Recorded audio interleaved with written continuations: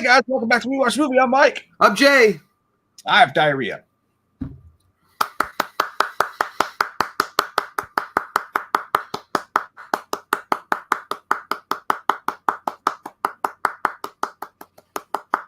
All right, I'm done. I appreciate your willingness. I just literally I just spewed myself like 5 minutes ago, and you know what really made me mad is that right after I spewed the chocolate syrup, that as I was done, April's like, I gotta go to the bathroom. I was like, you're not going in there. Literally, it's a contamination zone. All right, like I'm talking about like it's Chernobyl in there. You're not going in. Like you need a hazmat suit. And she's like, well, I can't help it. I have to go. I was like, yeah, you can. I was like, this is a conspiracy theory. Wait until I have to poop. Then you say you got to go pee. I don't like that. I forgot the part where that was my problem. Well, it was. It's everyone's problem when I go. That's what you should have said to her. I mean, just try to go in. It's like, I really have to go. I get like all self-conscious about that. I mean, I don't care if like Mike walks in behind me taking a big duty or a dude, but I don't like it when a chick does it. It makes me feel weird. What's the first time you guys have ever shared a bathroom, right? So no, it's not the. I mean, it's the first time we've ever had only one bathroom. Yeah, that's what I mean. Well, I mean, well, yeah, I mean, because the other one the old house had like two, but one of them was like on the fritz because it was sometimes working, sometimes it wouldn't. Oh yeah, I got you. Yeah, no, I'm thankful that I mean we only have the two bathrooms, and as you know, the one's in the hallway, and it doesn't flush quite very good. So sometimes you have to tape that thing off. That's enough about our bowels. How are you guys doing? I'm talking about me specifically, not you. But there will probably be other explanations. Hey, dude, I swear to God, like this world's crazy. I do. It's mad. I don't want to get into too much about any of it that's going on. I know somebody's going to ask, but I just want to say, if it happens one more freaking time, dude, if it happens one more freaking time, and you guys know what I'm talking about without me telling you what's going on, like he needs to drop an album called 2 Shots to Midnight. Are we talking about Diddy? Yeah, no. About Trump. Oh, yeah. I was like, he needs to drop an album called 2 Shots to Midnight and do a collab with 50 Cent. Notorious. What it's called? Yeah, 2 Shots, and then he could do a world tour, 2 Shots at Midnight. I was at the same restaurant both times that happened. So yeah, well, Diddy is going to go the way of PP Sheets R. Kelly for show. Because that story he's wild. They got decades of evidence against him. I mean, I don't know. I mean, maybe it's all. You're innocent until proven guilty. They got to show it in court, but I mean, they've been watching this guy for a long time, dude. Yeah. So, welcome to tonight's what do they call it? Freak On. Welcome to tonight's Freak On party. That's what we're gonna start calling them when we do live streams here. It's not Freak On. It's something. It's something else. Mo court problems, mo problems. You know what I'm saying? Mo court problems, no problems. Dude, they said they found over 100 jars of lube and baby oil that the FBI seized as part of the raid, which means you just don't know when you're going to run out. What's going on? I mean, listen, okay, he's obviously a Costco shopper. He buys in bulk. There's nothing wrong with freak offs. Sorry, freak offs. Yeah, he's a Costco shopper. He bought like the lube in bulk, and you know what? He's a smart saver. He's literally becoming his character from Get Him to the Greek. You know, I don't know when he's like chasing the car down and doing all the drugs and stuff. I don't. It's just everything. Do this. I was gonna, at first I was like, it's the world's always been this way. It's just got more cameras, so it's more on the internet, so people can see it more often. But I was like, this is actually crazy stuff going on, like crazy. Yeah, dude, it's nonstop. Katie was just telling me, and I just pulled it up. There's a story. This is actually awesome. An 8-year-old girl stole her mom's car, her parents' car. Yeah, drove herself to Target, parked the car, got out of the car, ordered a Frappuccino at Starbucks, and proceeded to spend $400 on toys and shit at Target before someone finally asked her where her parents were, and they called the police. And apparently they were all so impressed with her, they let her just sit there and finish her Frappuccino. And they're like, the only thing she did when she was driving was she ran over someone's mailbox. But other than that, the car was fine. I'd be so impressed with her, I'd let her fill out her own foster care papers. Like, honestly, you can't even be mad at the child. It's like, you ate the whole wheel of cheese back there. You committed grand theft. Almost grand larceny, and then you on top of that you went to freaking Starbucks, you loser, and order a frappuccino, a frappuccino. You 8-year-old idiot. You didn't even buy no Pokemon cards. You didn't even go to no comic book stores. No. Yeah, well, I bet she got some cool shit at Target though. I bet she $400 at Target. That would be fun back in the day if you got $400 just to go out and have fun and go look on a little spree if you were a kid, but. Yeah. Also, we're all gonna. My wife does that all the time. Yeah, we're all gonna die in 2029 as well.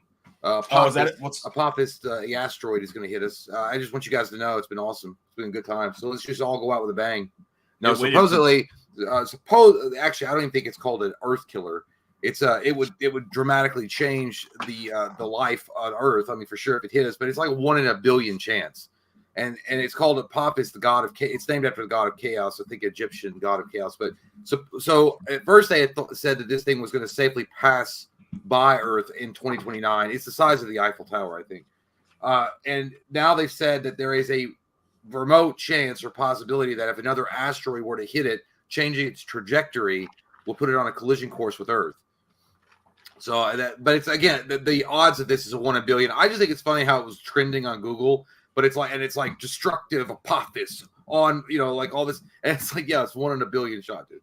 Like, I'm not saying like that's, I guess in the cosmic things, that's a pretty big chance. I don't know.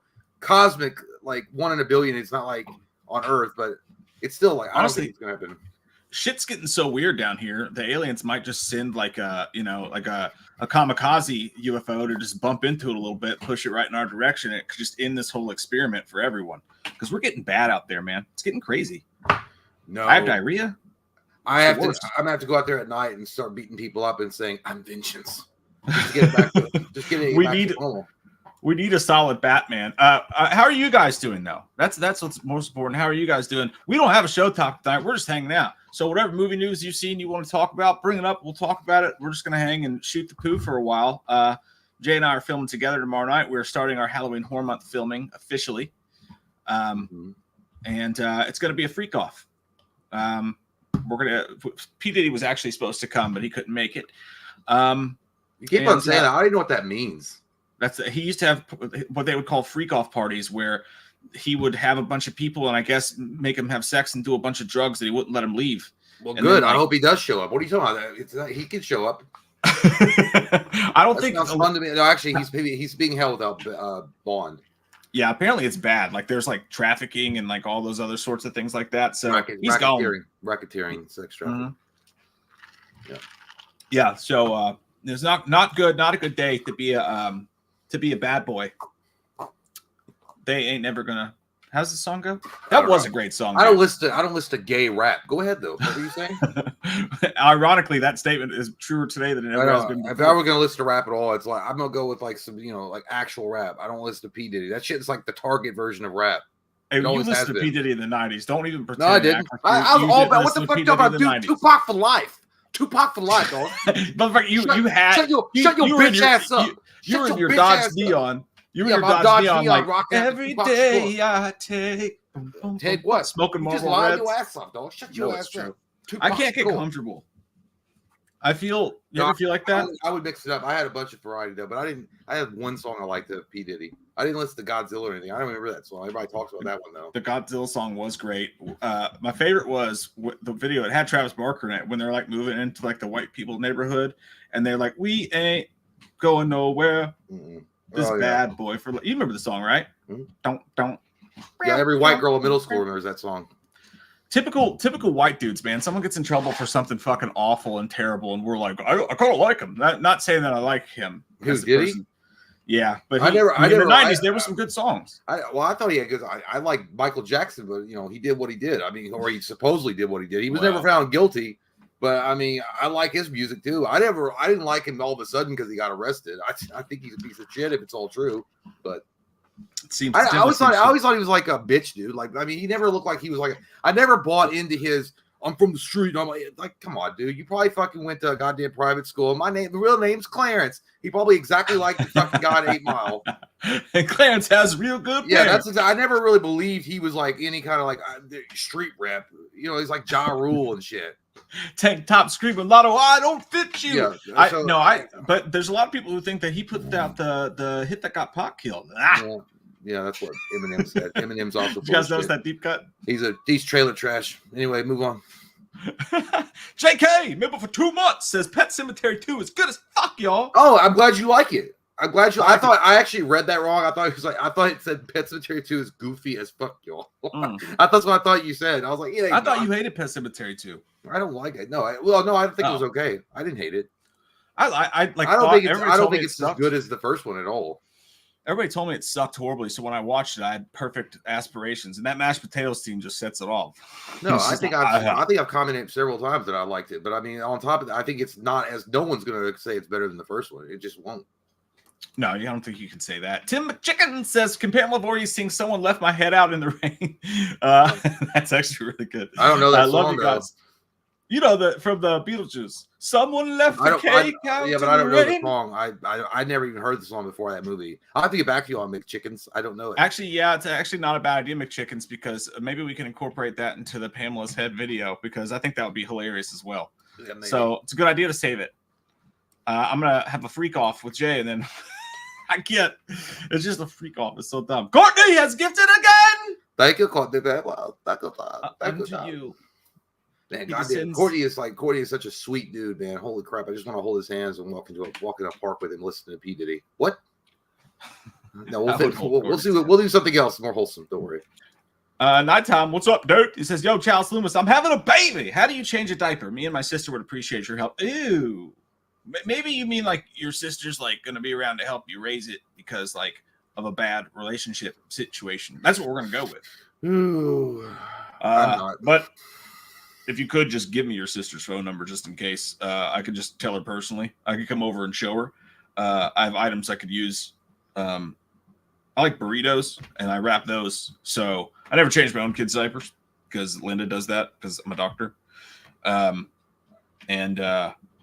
Yeah, if you could just mail me that's your sister's phone number to 1-800 I'm a doctor, highlife.com. That'd be great. Thanks. How about this, Rob Zombie's relative? Don't use synonyms on the internet. And I don't care about what sweet hole in Alabama you got going on with your goddamn sister. You know how you change this diaper? You take it to the orphanage and get rid of it. It's obviously a heathen, just like you disgusting piece of trash nighttime. The only thing you need to have in your life nighttime is permanent nighttime. Disgusting. He's going to be a soccer player. Yes, he is. Rootin' Tootin', Texas Tootin'. You know it's about to get fancy in here. When Rootin' Tootin' shows up, you know we're about to have some Class A commentary on the world. Good to see you there, brother. He says, you guys remember the video you did about 13 years ago called Michael's Day Off? We need some modern takes on these classics. Get on it, gentlemen. Oh, that was less a Sunday. Was that Sundays with Michael? I don't know. I don't remember we did a Michael Myers Day Off. I think it was Sundays with Michael. He's probably talking about. That was just a combination of like all those early videos was just a combination of like stupid, like drunken, like jotting ideas down and filming in 20 minutes. I don't even know what we were. I mean, you'd have to go back and watch it. It's like Nicolas Cage and leaving Las Vegas. It's just a mind fuck of like different images and not making any sense. Yeah, basically, I mean, if you think about it, that's like the actual premise of like 98% of the Michael Myers videos we do. It's just like, what would Michael Myers do if he was slightly stupider on his day off? Yeah, and we know that there's nobody in the world that are dumb that's actually going to make that. So it's like, we'll do it. We'll make that stupid shit happen. And then people are like, this is really getting some views. I'm going to do this too. Adrian Barr says, got a feeling that there are a lot of big names in a multitude of industries that are going to be named and then go down.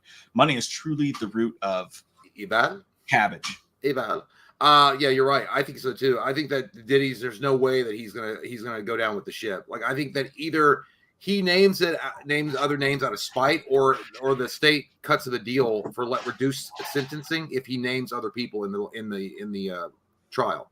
That could be a possibility. I could see the state working that out. Like he's like, hey, if you give me a reduced sentence, or you give me probation, or you give me something else, I don't know, that's not jail time, I can give you a stack of fucking lists of people that they may have, like a higher target, because it's not going to be just celebrities.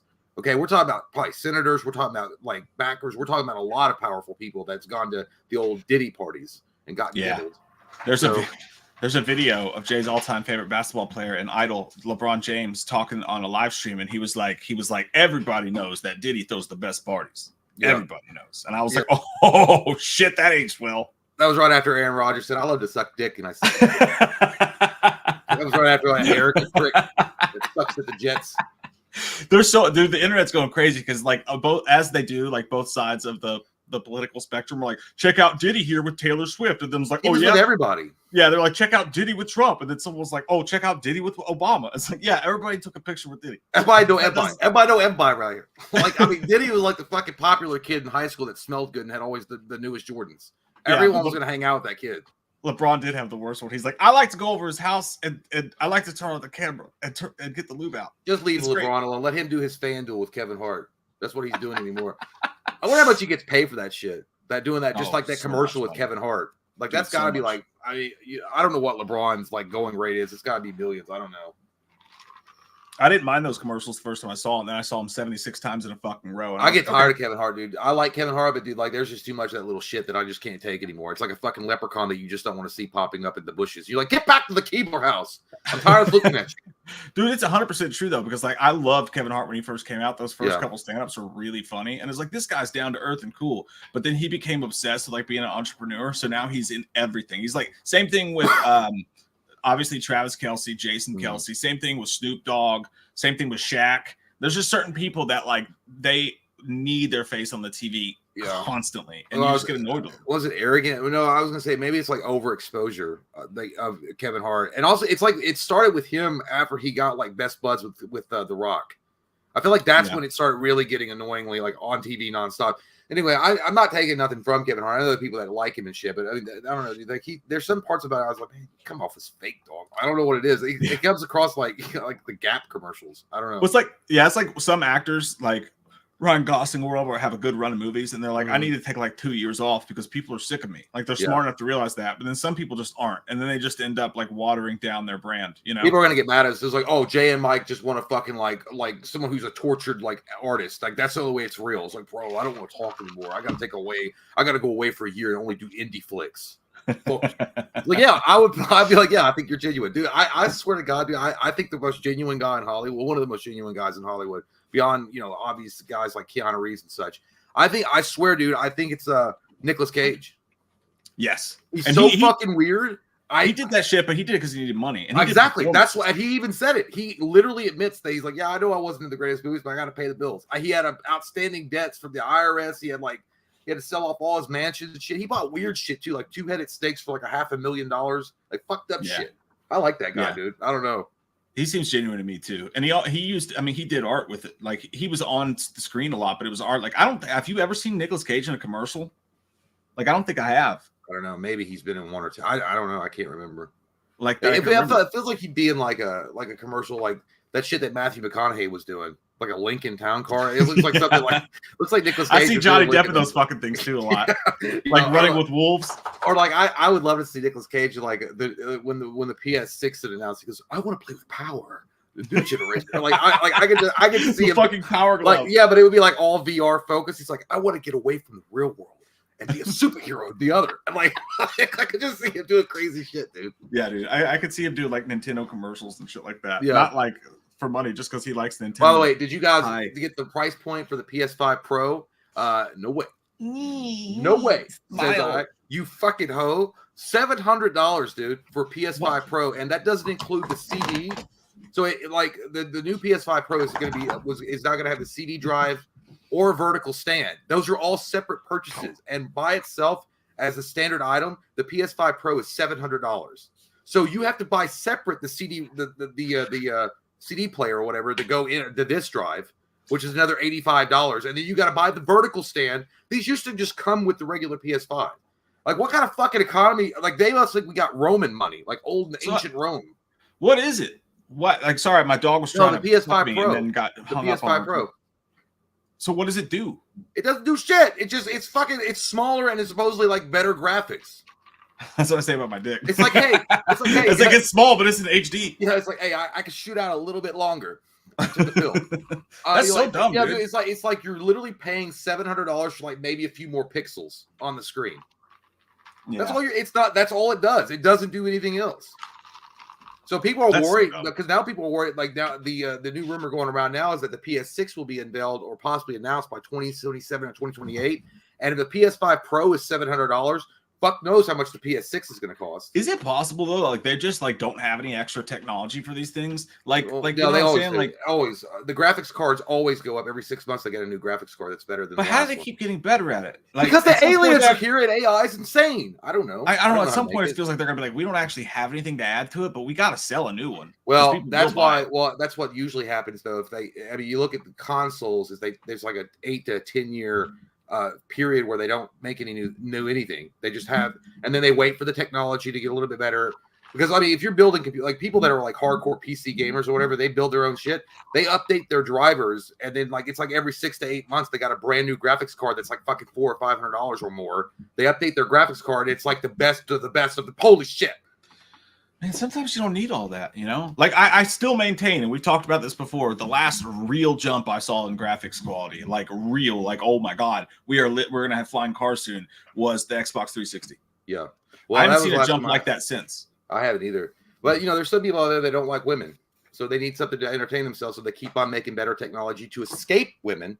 That's right. And they don't want to deal with them. They don't I want to talk respect them so much. I completely stay away from them. Good stuff, guys. We love you, man. Well done. Well done. Albert! Blumhouse is going to show old movies October at AMC. Like on the channel AMC. Like they're going to show old movies. That's cool. I like that people are still doing that because, like, even though no one's watching it, you know what I mean? Like for the most part, like Fear Fest and AMC and shit like that, they still do it. Yeah. Even though no one actually watches it, I feel like, other than like putting it on the background. Because why would you watch a movie with commercials when you've probably already paid for it 7 times and have the physical copy and probably have it on your shit?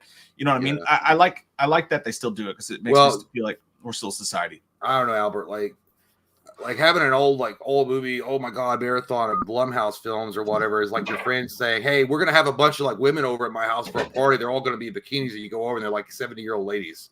It's happened to the best of us. Yeah, and you're like, well, I mean, you know, it's still passé, but it's old and it's not that great. And I'm not going to tell anybody about it, but I'm going to do it. But that's kind of why a Blumhouse marathon on AMC is like for me. It's like all right, I guess if nothing else is on, I'll watch it. And not to say that there's not some good Blumhouse films, but let's be honest, Blumhouse ain't that great anymore. Man, we used to have this. There was this dude. There was this guy that when I was like, I don't know, 17 probably, worked with him at Target, and he was this heavy set like bald dude, and he was like, hey, you know, he was like in his 20s or something, like maybe early 30s, and he was like, hey, come over and you know, I'll get you guys some drinks. So at that point, we're like, okay, we'll do anything for alcohol, right? Even put ourselves in a freak off situation. You get into bed with P. Diddy. This turned out to be one of those situations, but didn't find it out for a long time. But yeah, this guy, I remember one time specifically, we were over there, and I would go over there, and there would be all these older people around partying, and I would just be partying with them, and end up getting, you know, there's a whole lot of dark stuff that's involved in that I won't even go into. But I do remember one time we were over there, and turns out that so he's got this like black book, and he's like, guys, I will call all sorts of girls over here. And at this point, I like recruited my friends to come over and hang out. I was in a real bad situation apparently, and like we would be over there hanging out, and he'd be like giving us alcohol and shit like that, and then he'd be like, I got a black. He's like, I'm gonna call all these girls over, and we're like, hell yeah, dude, call these girls over, and they would never end up showing up, and then found out that he's not even into women, and then. But this is a long, dark, torrid tale. Is there a Cliff Notes version? Why. Yeah, can I? It's just like it's like I got to study for some shit. I can get a Cliff Notes. I'd like to tell you guys about all my drama. What was that? Are you trying to focus? 666 says, "Hey Loomis, Jay shit himself." What? Fight the power. No, it's like I don't know what's going on with the focus on that. I think he fixed it. It looks good now. I don't know if Jay's hit himself or shit himself. You guys.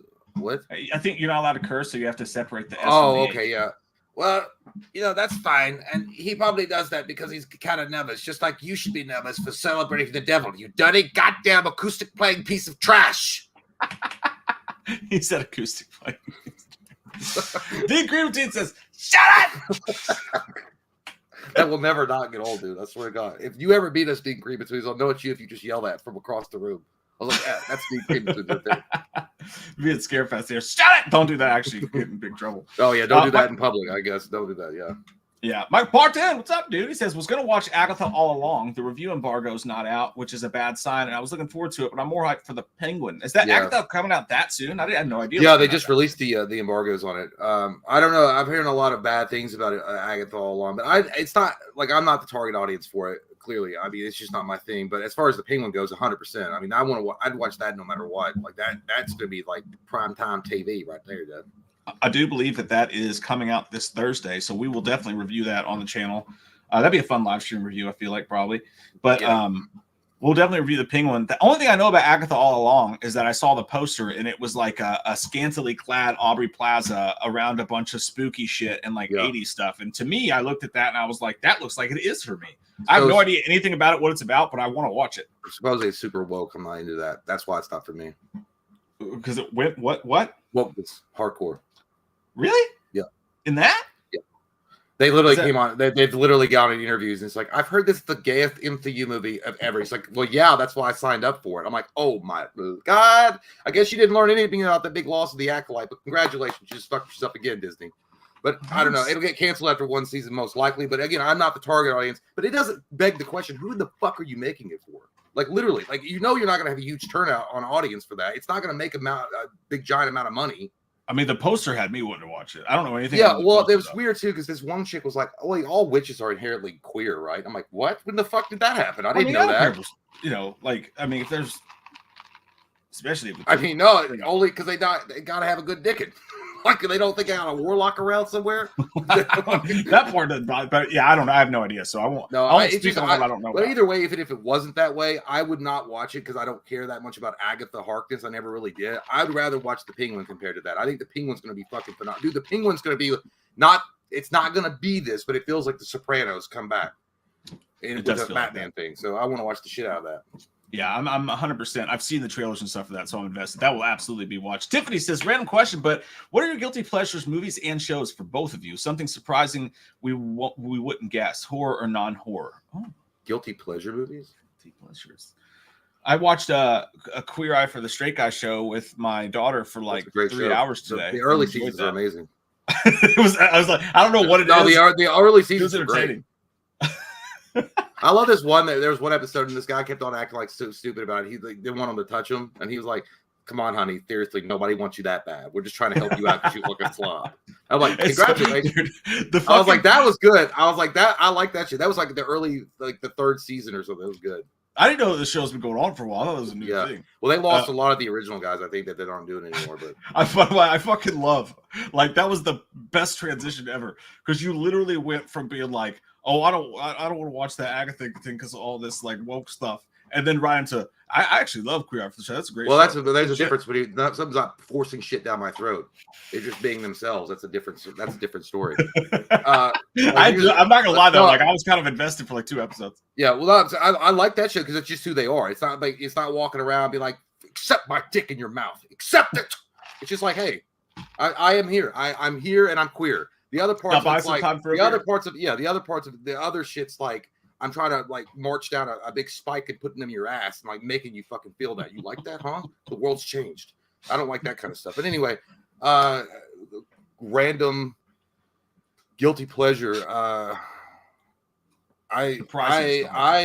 enjoy speaking of gay things, Candyland. You fucking call me a bigot. I like Candyland quite a bit. How about that? It's a board game. Like the board game? Yeah, like the board game. I like that a lot. It makes me. I like it. No, I don't. I don't know. I don't really. I don't. I think everything you guys know. I don't really have a guilty pleasure. Maybe Power Rangers, but that's not even like most people geeky like I would watch that shit. It's a really good question to me. I like SpongeBob. I do like watching SpongeBob. I'll watch that with kids. And but most people our age like that are single eat that shit. Like eat cereal and watch that stuff alone as bachelors. Yeah, it's probably not too surprising. But like I'm trying to think like I'm pretty much an open book. I don't like fantasy stuff at all. Oh man, like I'm pretty fucking steadfast in my shit. I don't branch out a lot. It's all like sports and horror and action stuff. So I can't really think of anything. That's a really good fucking. Well, I guess at my age, I would just say guilty pleasure would be collecting action figures, and I can't do it that much anymore because I don't have the room. But specifically like movies and shows, though, it's tough because I don't. Then I'll just say, because most people hate this fucking movie, and I think it's great. I've always loved it. Is Masters of the Universe. I think that's one of my favorite movies to go back to. I love that movie. Frank Langella. I think that Frank Langella is awesome in that, and he's like one of the best Skeletors that you could have ever cast. And yes, Dolph Lundgren is not taking it seriously, and the rest of it's kind of weird and trashy, but it's still a fucking great movie. I don't know. It makes me feel good. Yeah, no, I get that. I'm trying. I just don't think I could say anything that would surprise anybody here as far as guilty pleasure. That's a good question. I'm gonna have to think on that, Tiffany. I'm sorry. I feel like that was a shitty answer. Good question. Good question. Good question. Shitty answer. Adrian, thank you, buddy. Says best and worst dick. Well, all of it. Personally, I don't. Oh, best and worst Donald Pleasance as Loomis performance. I'd go with H5 the best, unhinged throughout and dramatic in the third act. H6 his worst, older and low on energy. I would say you're probably right on H6 being his worst because he wasn't in it enough and he did seem very much out of gas and just didn't want to do anything anymore. H5 was really good. Yeah, man, I think you're on point. H5 being the best, that wild, crazy, because that's what the Loomis that we base our Loomis on is the unhinged version of him, not the more calm, collected. I mean, if you're going to go with more of a classic Loomis, then it'd be the first one and the second one. But for me, it's 5. Yeah, I think you're right. 5 is his best. I have to agree. Like, I don't want to because, like, as soon as I read your answer to that, I was fixing to be like, no, dude, he was awesome in 6 because I love when Win comes to visit him and he's like sitting, he's like retired, he's got his leather bound books and all that shit, you know, and he's like, not dead, just very much retired. So I actually really liked his performance at H6, but I guess comparatively to the other ones, that would have to go in last place for sure. 4 would fight 5 a little bit, but you're right. He was totally unhinged. I'm not sure why my camera is being weird, but yeah, I saw you like move your head to the side and then move your hand. It lost connection to the internet. I don't know. That's weird. I didn't even know it relied on the internet. The camera doesn't seem like it would. Is the USP tight? The UFC is scheduled for next weekend. It's going to be a hell of a fight. All right. Well, I might have to go back out and restart this bitch and see what's going on. But I'll wait for a second and see if it comes back on. I don't know why. See if it helps. I saw you look at it and then like move your hand. No, I literally I do this nervous thing. I have like you can't see it obviously now, but my computer has this glass thing where you can open and clean it on the side of it, and I was opening it up just to kind of look at like to feel the fan blowing. I don't know why, and now I think I might have jostled the wireless thing loose. I don't know. I don't think it's still. I wouldn't be talking to you if I couldn't get internet. Yeah, I don't think it's the internet. Fucking Fraggle Rock. Fuck is this? Dude, I swear I can't. I mean, it's like God literally gets out of bed in the nighttime when I'm streaming and just to take a fucking whiz on my face every time I try to do anything constructive or good. I'm like, hey, I can't wait to hang out with all the subscribers and talk shit with Mike and all that good stuff. And God's like, not today, Junior. Today you're gonna taste my lemonade from my wiener, and I'm gonna pee in your face. And I just what happened. Sound like me before the show, literally trying to figure out the lights, these new lights. I was fucking screaming at the sky like Eminem. I wish I could just figure out a fucking camera that works. I'm gonna have to. You know what? I'm just gonna. Oh my god, dude! I don't know what I'm gonna do. You know what? All right, we'll go to the next one, and then I'll probably back out and come back in and see if I can. I'm gonna restart. All right. Maverick Media says, well, see you later. I was actually Maverick. That was way earlier in the show. I know, but it would have been it would have, yeah, the timing is so good, dude. It's like, I don't know, it's like when the feds busted Diddy. The timing was perfect. No, it really was. All right. Do you want to try to No, I'll do one more because that was too short. Kyle says someone left the cake out in the rain. Yeah, okay. Someone left the cake out in the rain. No, I know the song. I just don't know the song. Like I'll have to listen to it again to even because again, I had never heard that song ever before that movie. Me either. But I have gone and found that man's live performance, and it is mesmerizing.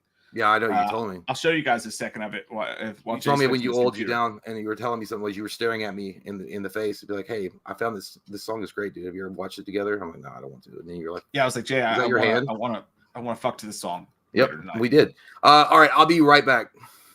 Okay. All right. Listen, someone left the cake out in the rain, and I don't think I can take it because it took so long to bake it.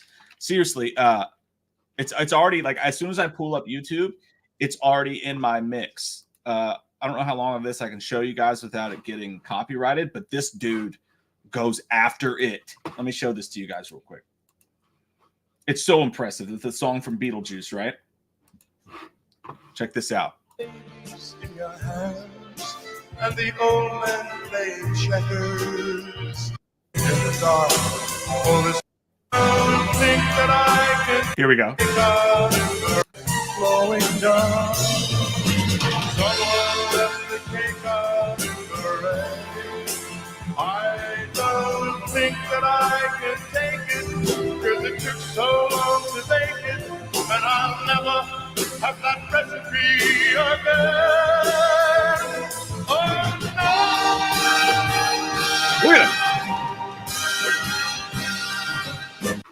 God, that probably just got a total copyright strike, but it was fucking worth it because that man goes hard. If you've not heard about Richard Harris, he's on a talk show at one point, and he's just talking about his face is all fucked up.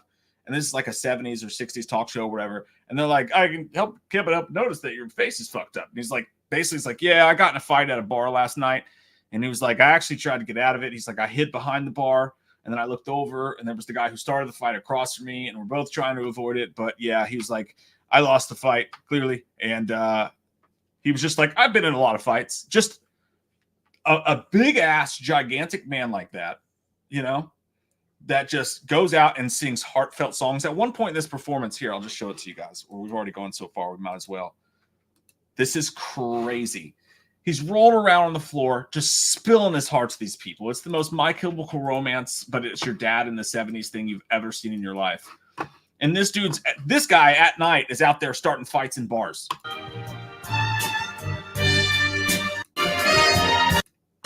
He's sitting on the floor. Oh, and this guy's going hard. Oh, he's back up now. Hang on. You gotta see the roll. We're gonna go. Woo! And he's not doing the dad clap. I love it, man. That's a man. That's a man right there. I have massive respect for that guy. So to answer your question, Kyle, yes, someone did leave the cake out in the rain, and I don't know if I could take it because it took so long to bake it, and I'll never have that recipe again. I think we've all felt that way about things in our lives. I don't know why that song hits so hard, but it fucking rages, man. I gotta close this. Okay, so thank you, buddy. Appreciate that. I like your face. I like everything that about what you got going on there, and we appreciate that. Sutter, I gotta wait. Sutter, I'm not gonna read that yet because we haven't heard from Sutter in a minute. And I gotta wait for Jay to be here for that. I'm gonna skip you. Skip biddly big fuck do. I'm gonna skip this one, Sutter, and I'm gonna come back to you because we got to do the appropriate Gillette. The best a man can get together. Damn, Taurus says third act. Any slasher versus any final girl. Who do you got? If it's a third act in the movie, does that matter? Does that change like the parameters of the situation? Like what character grows into more of a badass? Any slasher, any final girl. Who you got? I'm going to do a final guy. All right. I'm going to do a final guy. I would have loved to have seen, we've talked about this multiple times. Okay. So, I mean, I would have loved to have seen Wheelchair Dude from Friday the 13th Part 2 face up against Jason in the final act of the movie and actually be the final guy of that franchise. But since we can mix it around and play with our food a little bit, play with the dick, a little bit, I'm going to say, oh, we got Jay back. And I can see your face again. What, dude? I swear, I was trying to come back in the StreamYard, and it was like, pro tip, the camera works better if it's connected to wireless Wi-Fi rather than. I was like, no shit, you fucking bitch. And it's like, dude, I went on the Zoom meeting, like to test the camera, and it worked fine. No, I don't know. I think something just got jostled in your cockle. I don't know. Oh, by the way, dude, you know that vape you gave me? Yeah, I have to lay off that shit, dude. Like, I think I'm getting like nicotine sick. Like it's an actual. Well, dude, I told you can't puff it that hard. Well, I didn't know. My heart hurts because I didn't know it was like 50 fucking milligrams a day. They're like that could be lethal. I'm like, oh, great, good. That just didn't help. I mean, that's what I said. That's what I said. Shit. And if you huff the whole thing in one fucking day. I didn't. No, listen. Okay, listen. I have to check my lease agreement because I don't even know if I don't think I'm allowed to vape that shit in the apartment. There's no way they could possibly tell. No, dude, because it doesn't discolor the walls like nicotine does, but it still leaves a residue on certain things that they could notice. But what I do is like we have where my apartment is on the very bottom floor. I can like crank the windows open like this, so I'm standing there like a fucking ghost in the window, like smoke, like a vaping, dude. I look like goddamn Pennywise in the sewer. Like when people walk by, I'm like, "Hey, Chachi." It's like that, dude. Like I feel weird. And then April was like, "Have you been vaping?" And I was like, "Fuck no." It's like it's probably the shit's on your clothes. You're cheating on me. She doesn't know you're doing it in the house. I don't know nothing about that. If the person who lives in the house with you can't tell that you're doing it, trust me, the landlord won't. No, I did it in front of her. I didn't know I did it in front of her, but I was asking for reassurance. I was like, they're not gonna, I was like, it's cool. We were watching Dexter, and I was sitting there, and I was like, puffing away, and then she's like, I was like, you don't think they're gonna notice it? And she's like, I don't know. And I'm like, fuck. Dude, everywhere I go, like literally everywhere I go, there's signs. Well, that say I you gotta can drink some vape apple juice. I don't have any special cups for my apple juice, so hold on. inside. Literally everywhere I go, though, there's a sign that's like no vaping, and also everywhere I go, everywhere I look, everyone's vaping inside, all over the place. They're having freak offs or pancakes. I know, but I know that, but I don't know. Anyway, that shit. The problem is that if the only reason to those signs are up there that you can't vape inside is literally because they know if they just take that rule away, you'll have assholes like taking deep hits and like blowing them in babies' faces. You know, like that's I guarantee that's the only fucking. What's wrong with that? That's like they like the flavors. Yeah, they like the flavor. It tastes good. It smells good. No, yeah, I don't know, but yeah, they're nice. The one that Mike gave me was expensive too. I didn't want to take it, but it was like expensive one. But this right here, but dude, like, yeah, it's like I didn't even put it on pulse, dude. Like I was just like, but I've been smoking it like a fucking cigarette. How much? Well, so you were here what? You were here on Friday, or was it Saturday? Oh, Friday. That was Friday the 13th. Oh yeah, that's right. You were here on Friday the 13th, and you didn't even start hitting that one until 11 o'clock at night, probably. Yeah. Or 10 o'clock at night, and then so that's Saturday, Sunday, Monday, Tuesday. That's 3 days. It was brand new. What's the percentage left on it? 73. On the battery or the actual? The actual nicotine. That's not too bad. Well, That's yeah, not crazy. The battery's at 55. But no, yeah, I don't know, man. I feel like I read this whole thing on like I went into a rabbit hole on Reddit, and I was like they're like, oh, you could be having lethal doses. There's like, always some. I was like, that's it. I was like, I'm gonna go to fucking bed. I'm gonna wake up, and they're like, how did he die? I was like, he fucking vaped himself to death.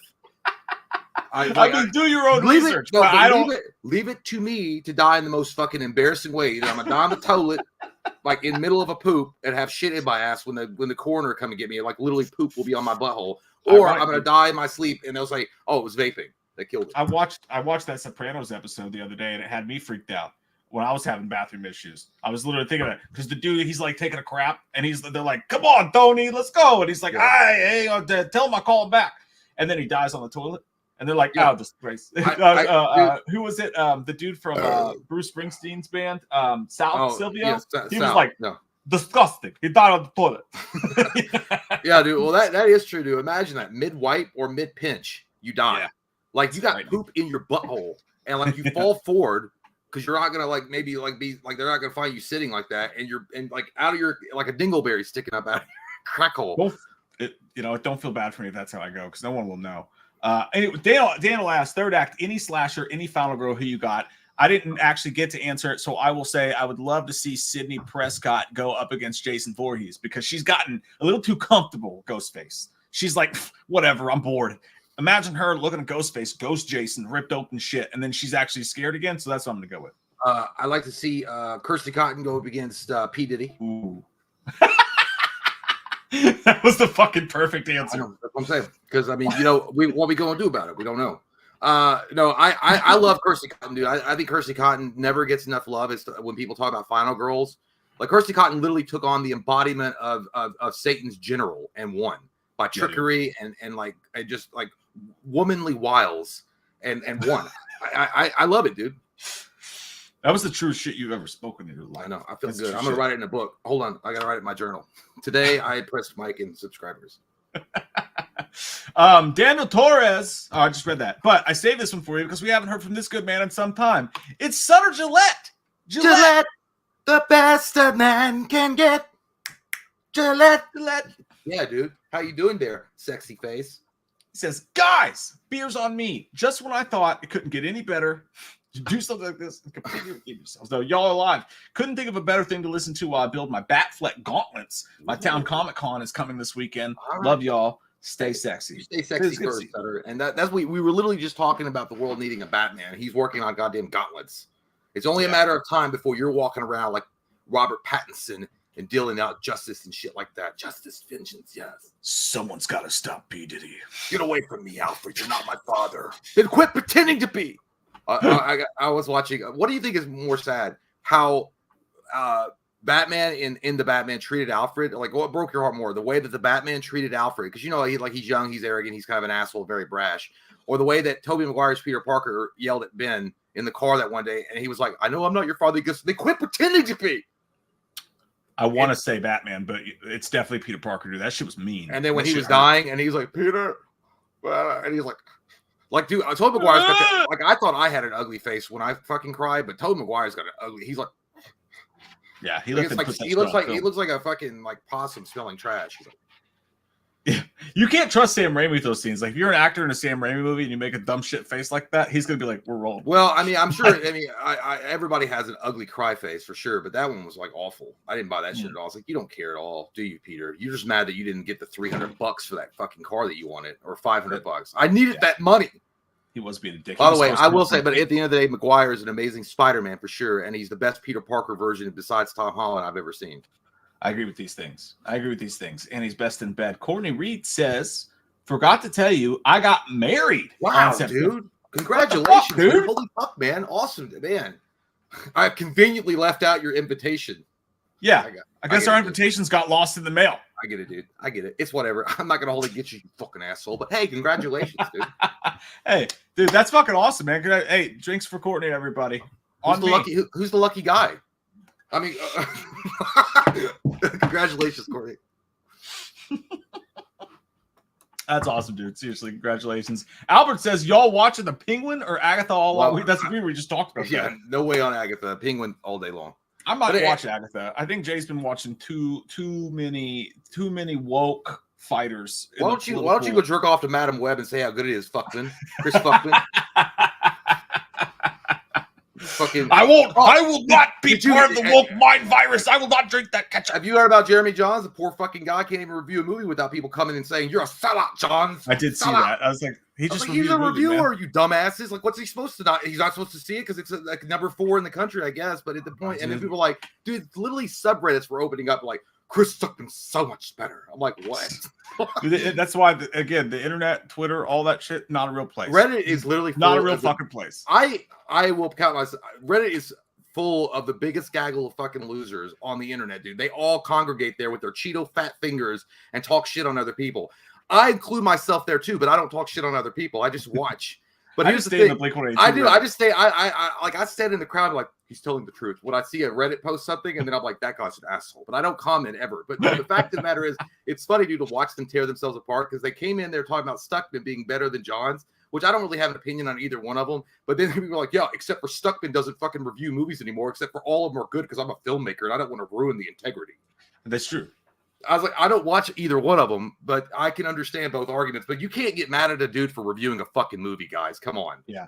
There's no law that says and even if he is just reviewing a movie, like, I don't like either party, but there's no law that says you can't be either side. Like, well, you know what he said? The country's divided. What your answer here? All he said was in the fucking review, and I didn't even watch the review. I didn't even watch the movie. He said that it was the equivalent of a conservative Borat. So he said he found parts of it funny, but he didn't necessarily agree with the messaging, but he found parts of it funny. Okay, and what the sounds like a fair review to me. They're like, oh, I knew he was a conservative Trump dick sucker. What? How do you get that from there? Okay, that's not true. No, but it's the point. The only times that listen, I'll suck Trump's dick any day of the week. That man survives bullets. He's lucky as fuck, dude. He's a rabbit's foot. I want to be around that guy if I'm going out in the public. But anyway, my point being is this: the fact is, you can review a movie. Besides the only movie I would have said 100%. How can you defend it?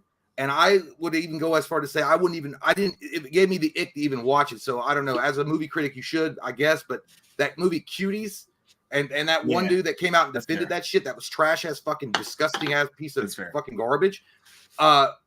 Could you make an argument? It's like, well, if you're a movie critic, you're supposed to review all movies. Yeah, but that was that movie. I won't review. I will not watch Cannibal Holocaust, dude, because they actually kill fucking animals in that.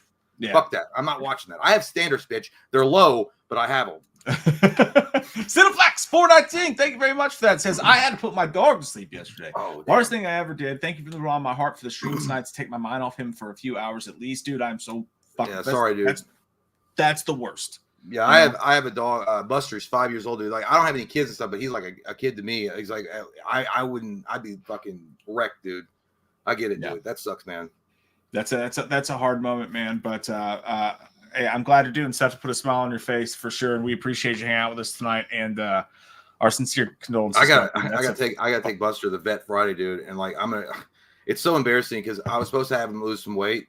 And I think he's fucking gained weight, dude. Like, he's not supposed, like, I think he was like, when we went in there, he's like 87 pounds is how much he weighed the last time. And that was like a year ago. He's a chubby bunny. Well, yeah. And then he's going to be like, I know he's going to go in there. It's going to be like 100 or some shit like that. Like, I just know it. And then I hate when it's not the vet, it's the vet assistant.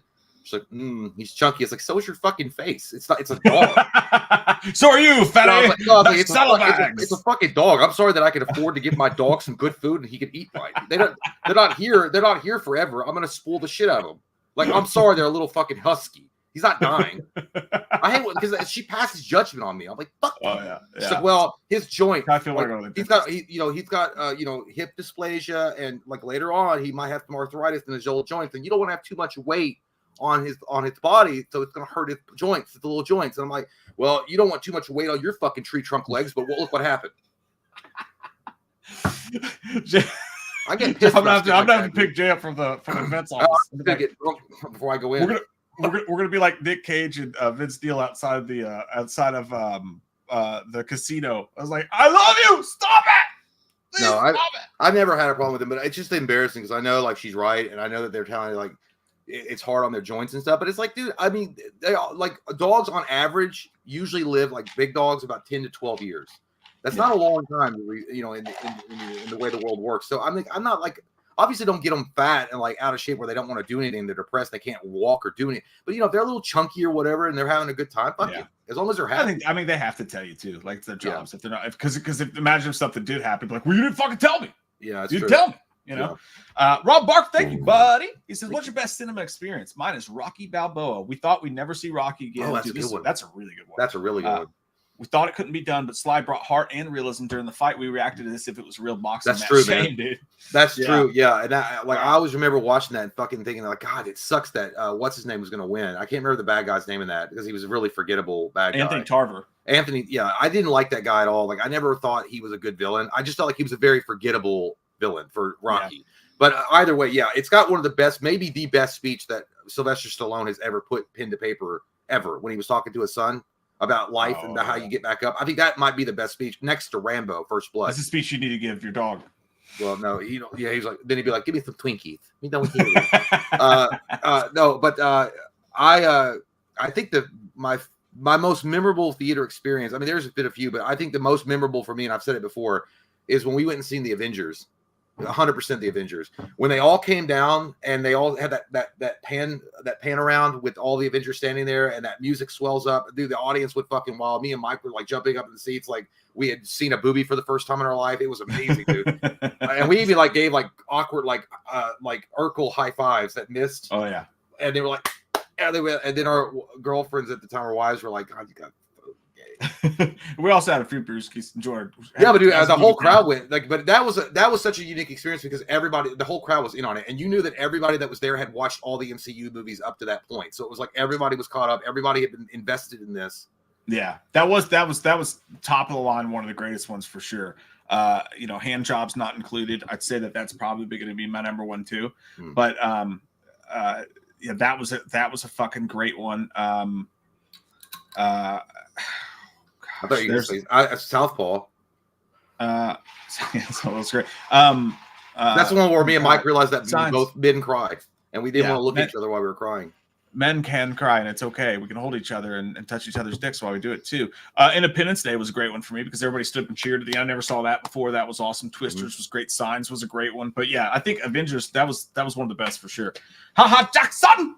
Will Vince McMahon be on the pity list? That's a good point. I don't know. I mean, like, McMahon has got a lot of legal woes going on himself, as far as, you know, we all know that. But yeah, I don't think it's going to be just McMahon. Like, he's one of many superpowered like beings, or at least far like influencers, celebrities, politicians that like there's no way that P.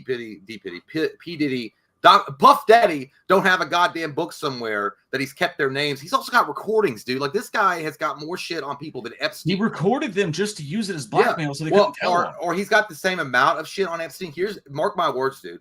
I would not be shocked, and it would be really hard to do. But I mean, they did it to Epstein. if they suicide his ass before he ever talks in trial. I mean, anything could happen. Like I've seen a lot of people say that he might get Epstein for sure, but like that would be wild, dude. Imagine what it would look like if like an actual like because the Epstein thing was like, okay, if there's so much fake shit, there's so many people like desperately have so many people's. But did you read that case though? Dude, I've everyone's names on it. Like everybody with the Epstein thing. Like everybody's like, oh my God, Biden's on it, Barack's on it. And it's like, okay, Trump's on it. Like they're all on it. No, like, not the list. People flew on these planes. No, not like, the list. No one knows how he dies. How he died. It was so suspicious. Oh yeah. 100%. That's so weird. The fact that 2 security guards weren't looking and the cameras both just stopped working. That's weird. Right. And that could have been anyone. Because if everyone was on that land, who knows? Could have been Tom Hanks. Allegedly. These are all jokes. Yeah. These are all alleged comments we're making. It's a joke. But yeah, but McMahon, maybe.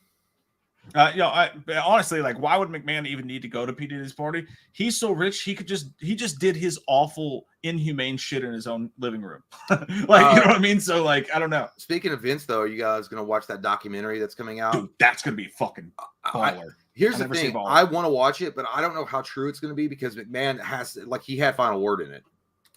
Like, it's not like because he's being interviewed. That kills it. You know what I'm saying? Like, well, it might still be a great documentary, but he's being interviewed, and he would never have participated in a documentary if it's going to put him in a bad light. Yeah, I will need to know the specifics on that. Like being interviewed is one thing, but did he actually have final say? I think he did, or if not final. I don't know if he had final say, but I mean, if he's producing the fucking thing. Okay, well, see, that's different. Yeah, for sure. I'll be right back. I just gotta get a drink. I'll be back in 2 seconds. We are at Tanner Bowles, who's a good man, at 8:20 p.m. All tight, 8:20 p.m. Hold on 1 second. Someone left the cake out in the rain. It sounds like something that Scott Lang, aka Ant-Man, would listen to. Oh, it's us. Dude, the older I get and the larger my forehead becomes, I'm gonna start cosplaying as I'm gonna shave this and I'm just gonna start cosplaying as RoboCop because I'm starting to look like more and more like Peter Weller. I don't know what he's talking about, 8:20, because it's already gone. I can't get back to it. Sorry, Tanner, I can't get up. I can't get to you, but I can go here to 4Killer at 8:29. Thank you so much, dude. He says, was thinking you should add One Night Stand just above Sucks My Butt. Fuckable is something you might enjoy a couple of times. One Night Stand is not okay. Or no, One Night Stand it's okay. Not bad, not great, but something you wouldn't do again. I think you're onto something there, 4Killer. I think that's actually a very good observation, and I really do appreciate the time that it's taken you to come here and tell me this because I think you're right. I would actually I've seen more and more people on Tuba Views creating these tier lists and making these funky like tier one, like salad tossing shit, whatever, what I mean, like weird titles for each level of the tier, the copying. But I think One Night Stand is pretty good. Yeah, and you're right. Fuckable is something. Yeah, I think you're right. I'll let Mike know about that. The good stuff, dude. Thank you so much, man. And good to see you. The Masked Met says, boys, how long before Tim Burton divorces Helena Bonham Carter and starts banging Jenna Ortega? Isn't that already happening? No, I thought he's already divorced her, isn't he? I'm pretty sure that Burton and Bonham Carter has been divorced for a minute, from what I understand. And Jenna Ortega has been rumored and linked with old Depp of Johnny, the one that sinks his dick into the Davy Jones's locker on night after night basis. Yeah, so I think that probably never. Maybe they have like a P. Diddy type party, right? And they swap wives and shit. I don't know. Tim Burton and Johnny Depp are really good friends. Jenna Ortega and who knows? But I mean, in all seriousness, I think that Burton and Bonham Carter have been divorced for a minute, and Ortega is supposedly with Depp. But I could be wrong. I don't know. That's just what I heard. It's what I heard. Maverick Media, thank you so much. Also, thank you, Masked Met. Media Maverick says, true story. I coached my son's football team, and the other day he was running the ball, and I sought the opportunity to yell, "Shut up!" I got put on a gurney and evaluated shortly after. Yeah, dude, that's not a good idea in today's world to yell and scream that especially at a little league game or whatever, or football team or football game. But yeah, dude, again, if you guys, I know it's an inside joke. Yeah. Oh God, that was scary. It was like that's my face when I orgasm.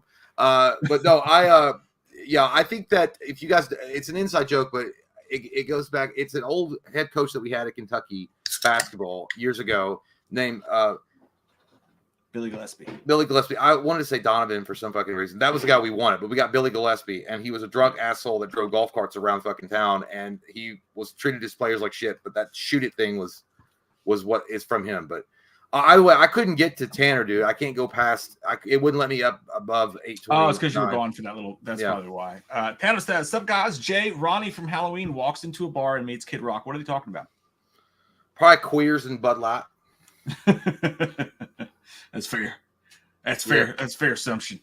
Mike Parton says, "I'm excited for the new Aha film. Don't Let Go, dude. Me too. I was literally writing an article today like about all his movies and went back through them, dude. High Tension, The Hills Have Eyes remake. He's done some fucked up movies. He also did Mirrors, and he did. I love Mirrors. Has that one bathtub scene, which is kind of crazy. And then Crawl. Yeah, I like them. I like Crawl and Mirrors, but Mirrors I always feel like is an over. I never think anybody gives that movie credit. That movie is amazing, dude. I love that fucking movie, dude.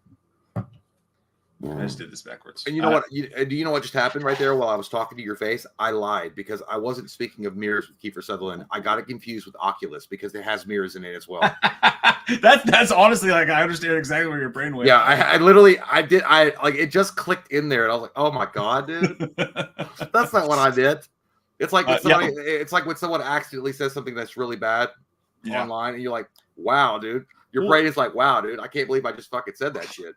Mirrors isn't that bad because it's Kiefer Sutherland in a horror movie. Not a great movie, but dude, remember the not Sarah Polly, but Amy Smart in the bathtub with the and like rips her jaw open. Yeah, that was gnarly. But I don't know. I've heard that Don't Let Go is well. Let's look at it real quick. Actually, hi Jonathan. Tell me I like how sometimes I jump down where it's live chat and I just see random stuff like Tomo got it says Jay mirrors his response. What do you mean? Who? So this just came out. So for critics, Never Let Go. It's Never Let Go. Yeah, sitting at 71% on just 17 reviews. So that doesn't say a lot, but they say and it's Halle Berry in an Alexander Aja film. It's not going to go hard like those old films did. I think we know that. But then Scully says it's a bland, derivative film that fails to find a reason for its story to be told. Let's see. I'm going straight to negative ones for whatever reason. David Rooney says, but all Halle Berry's conviction can't breathe substance into a story that's way more complicated than complex, and a movie that takes itself far more seriously than material merits. But Pete Hammond says it all grabs you by the throat, which is what some people like in the bedroom, and the best horror film I have seen this year. So, yeah, I'm not, especially if your name's David Carradine. Oh my god, it's been a while. Okay, it's not like too soon. That guy's been dead for like 100,000 years. Let's get over ourselves. Yeah, why are you hanging on to it? Yeah, I was trying to think of something else. I was just dragging that out for as long as I could. I couldn't. Anyway, so. I was gonna say something. I totally forgot what I was gonna say. I was gonna say something. I'll go say cheese. Oh yeah. I'm not sure what the movie's about at all. It's a supernatural thing, or is it like a zombie thing? I don't know. Or is it like what's that movie? Don't Breathe? Or no, not Don't Breathe. The one with Krasinski. Quiet Place. Quiet Place. Yeah, it's kind of like it's post-apocalyptic. They don't know whether or not to believe the mom. She says you can't go out so far past the place. We don't know what happened, so it's a big mystery thing. But apparently, it's a little bit mixed and divided. But that's the most exciting movies to go see because you don't know how you're going to feel about it. Yeah, if I'm supposed to, fuck you, camera. I thought I was just drunk. I don't drink alcohol though. God damn, awesome. You fucking asshole! I hate my camera. My camera's like, you're ugly. I'm like, well, you know what? Don't blur me out. Are you guys gonna go see Never Let Go? I'm gonna go see it. I don't know. I haven't. See it, Jay? I don't know. I'm thinking about it. Because I like there's a part it could be great. It could also be a really shitty movie. I don't know, but maybe could go either way. Yeah, I'm torn, but I'm definitely gonna go see it. But if it's all about like being roped up to fucking Halle Berry the entire time, I'd be like, God damn, dude, sign me up, like for show. I'll just watch Swordfish again. The Horror Maverick has just become a YouTube member. Welcome, sir. And may I say, Horror Maverick, what a lovely profile pic you have there with the howling situation. We like that. I like it. Welcome, friend. Dub, what's up, dude? He says, Mike, I said, God damn. Jay, Subway sandwich if you guys could reboot a horror movie franchise, which character and what's the story? Love y'all. It's gym time, boys. Go get that fucking pump in, dude. Get the pump in. Don't you ever steal my Subway sandwich again. I mean, I was expecting you to say it I'll yourself. steal your fucking teeth from your head. Why don't you take the fucking fillings out of my teeth? If you could reboot a franchise, like a horror franchise, I don't know. I would say they've all pretty much been rebooted at this point. I guess Nightmare on Elm Street is the obvious choice. Yeah, I'm gonna go with a Nightmare on Elm Street. Well, I mean, you could say Friday the 13th, but they already did it. Oh, by the way, on Patreon, we had a great time out there. 2009, the remake. They already pretty much did that. But the Nightmare on Elm Street, since that terrible Jackie Earl Haley, there's been nothing. I think that at this point you have to reboot the franchise, which is scary as fuck because they did such a terrible job with it in 2000. What was it, 11? I don't remember when that movie came out. Nightmare on Elm Street. Yeah, 2010. So it's close. And I agree with you. Like, I think you have to reboot it. I think that's the one I'd go with just to get it back in theaters or whatever. But I also wouldn't mind seeing Pumpkinhead if they do it with practical effects. By the way, man, Dub, I'm glad to see you do, but your profile picture, you look like fucking Jinxie, like getting ready to go to the heavenly gates. He looks like a streamer about to do something really bad. That's pretty much that's who Jinxie is. He's a is it? like a cute, one of the biggest Twitch streamers out there. But yeah, dude, I think most people would agree. Nightmare on Elm Street has to be rebooted. You don't say that lightly, right? You don't say that. You don't say that about every horror franchise. That takes a lot to reboot a franchise to get it started, give it some fresh legs. But at this point, Nightmare on Elm Street has been out in the dark for so fucking long. I mean, and then granted, you could say the same thing about 2009 with Friday the 13th. You could say that, but I just feel like Nightmare on Elm Street has never really had a truly good reboot, like Halloween did with Rob Zombie, Friday the 13th did with the 2009 version, Texas Chainsaw Massacre did in 2003. Out of the big three, which is Jason, Michael, and Freddy's never had a good reboot. Yeah, and there's speaking of which, I'll bring this up now. Thank you, Dub, for that, because this is a perfect place to bring that up, because there is some Friday the 13th news I haven't been able to get to, but we can talk about it now. They just had this like Silver Screen Con or whatever. It's the Ice Nine Kills guys. I take it have their own horror convention. So there's a bunch of people there having a great time. Sounds like it was a blasty blast in the pantaloons. Mm-hmm. But Sean Cunningham spoke at that event, and he said what he thought was going on with Crystal Lake. But from what I understand from the people who are way more in the know than we are about what's going on with the Friday 13th and the situation with all that, and I don't know this for sure, but the way I've taken what people have told me is that Sean Cunningham doesn't really have an inside route on any of this right now. He's pretty far from what's actually going on. So you definitely have to take this with a grain of salt.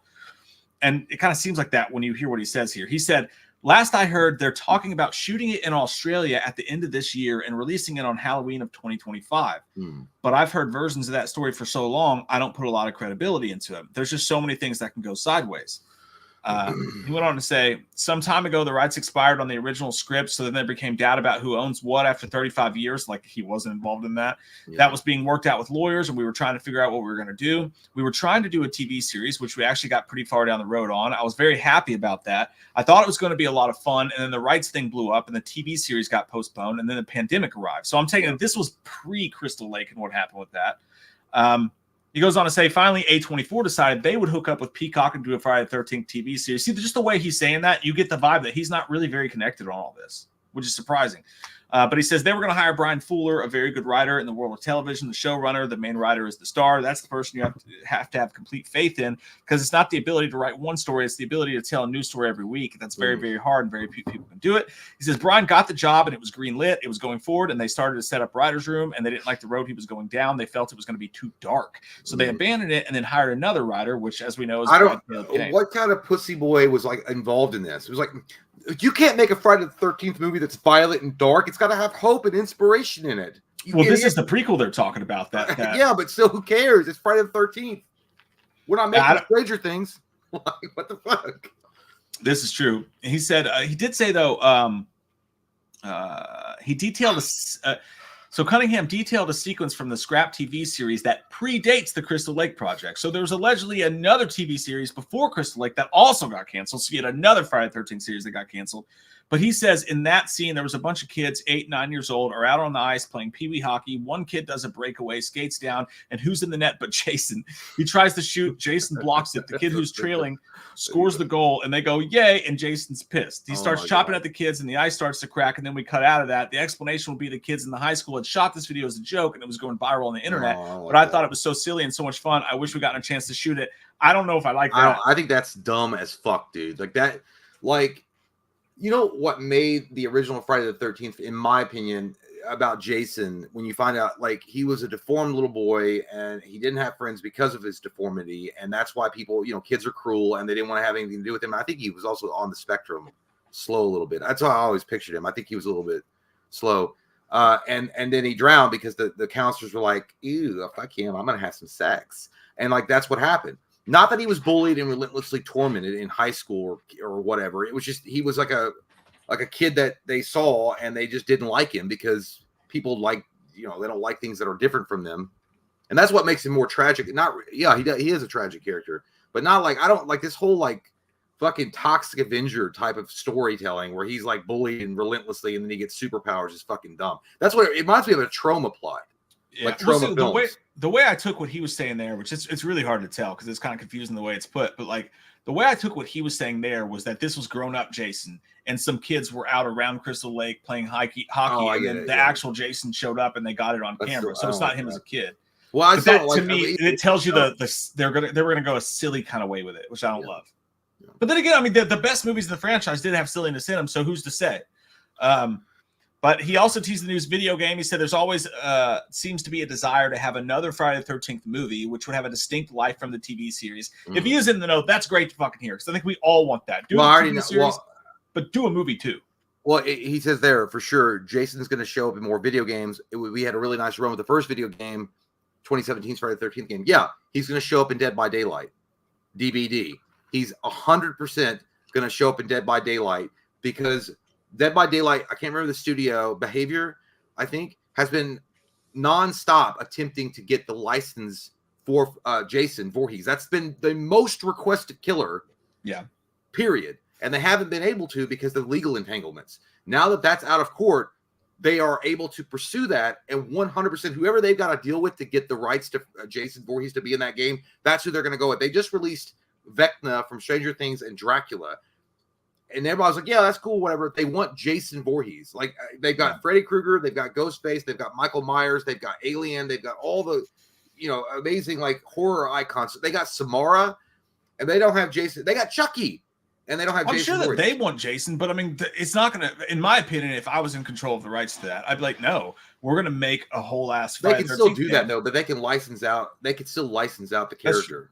Yeah, why not do both? And I mean, we already know what he's talking about with the video games. They've already announced they're going to do the arcade game, which we covered, but also there's another game that we still don't have any details on. We don't know if it's going to be first person, don't know if it's going to be like Dead by Daylight or the other game that's going to come out. So we already knew there's another video game coming out, which I imagine is what he's talking about. Yeah. But the biggest thing I think people want is just fucking, like, video games are cool, man, but like TV series are cool, but like, just dude, it can't be that hard to do a Jason movie. Just fucking do it already. There is, because there's too many chefs in the kitchen. They all want their fucking name stapled to it in some way. They all want a piece of the royalty. They know how big this movie's going to be when it's finally released, and they all want to have their dick wetted.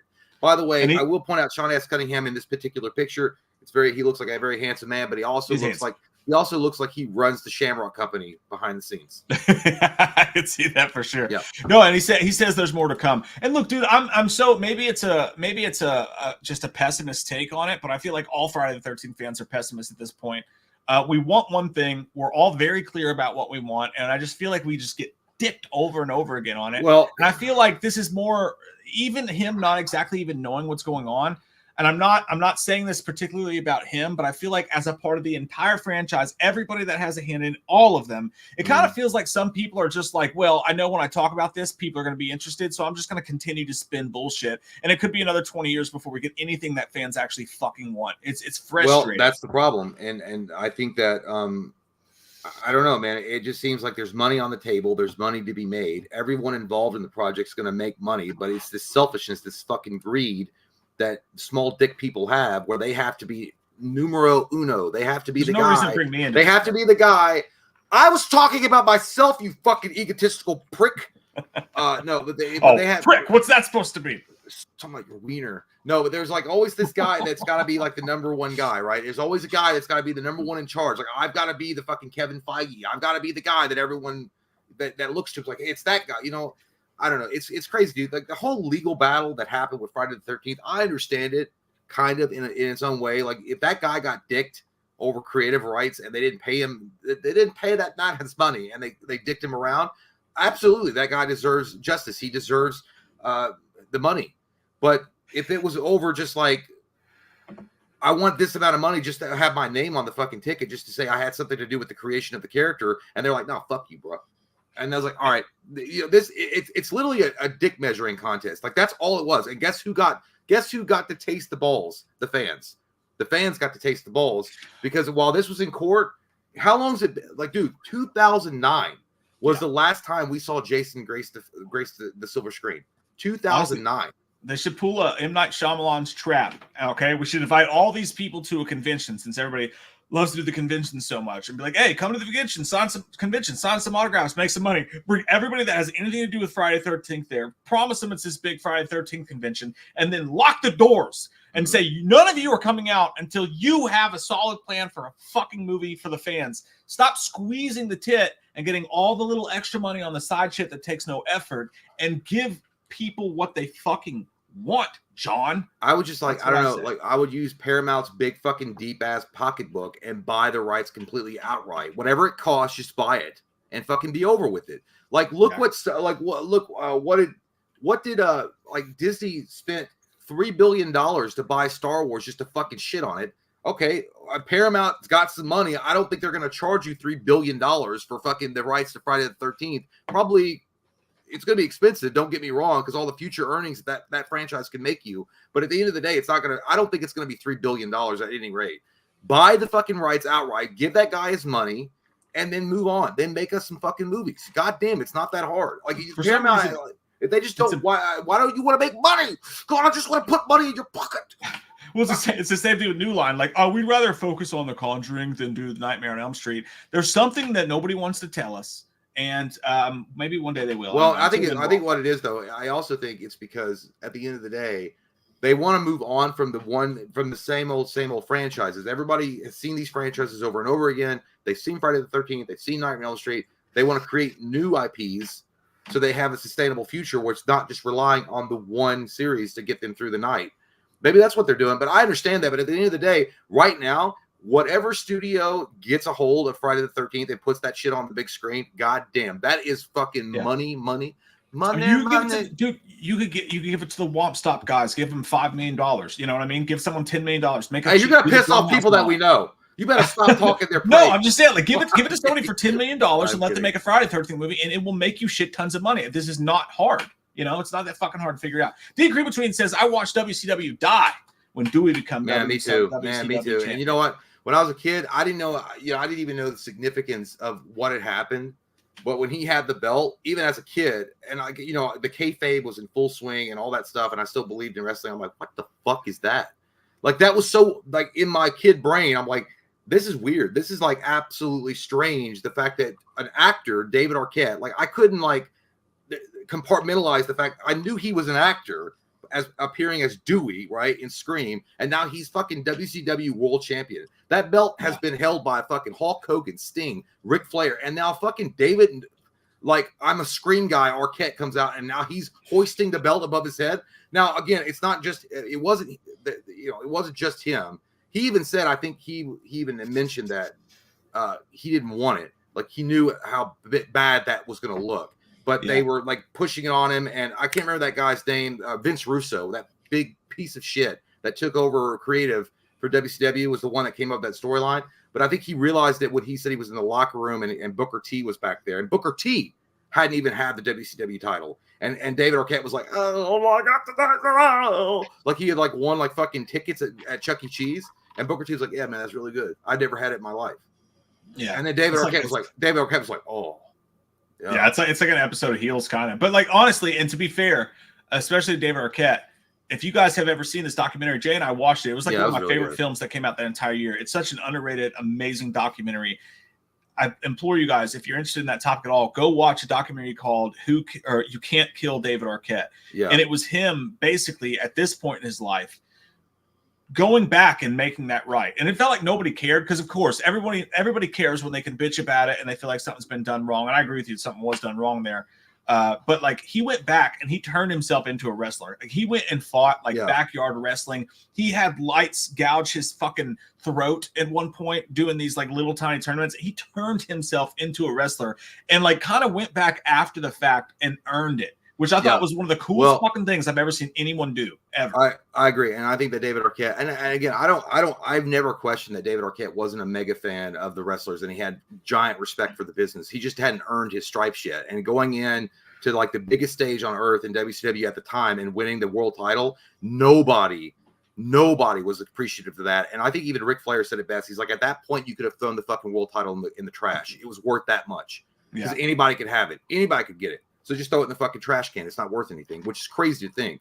But yeah, in that documentary, he does put up with the bruises and the bumps, and he goes through it. And even he talks about, I know I didn't earn it. I know, what WCW fans thinks of me. And again, I don't put it all on him. It's fucking Vince Russo. If you want to, and Vince Russo, and to this fucking day, dude, I swear to God, he was a goddamn agent of McMahon sent over there to fuck that shit up.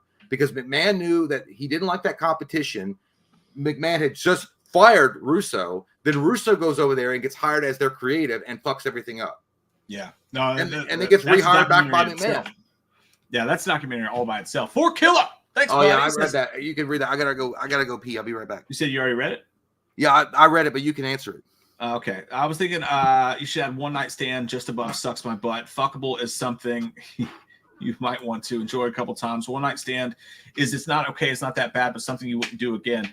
I don't even know what that is. That was Miles Teller in that? I feel like I know kind of what you're talking about, 4 Killer, but I'm not 100% sure, bro. Let's see here. Masked Matt says, boys, how long before Tim Burton divorces Hella Bonham Carter and starts playing Jenna Ortega?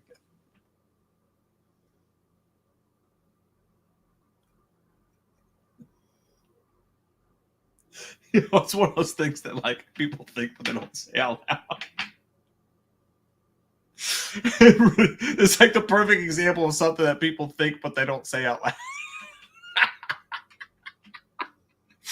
I'm not saying that would actually happen or whatever, but I don't know why that tickles me so much. I just saw Helena Bonham Carter, show up in Terminator Salvation in that weird ass performance where fucking Sam Worthington kisses her and he's like, oh, now I know what death tastes like. That movie is so fucking weird.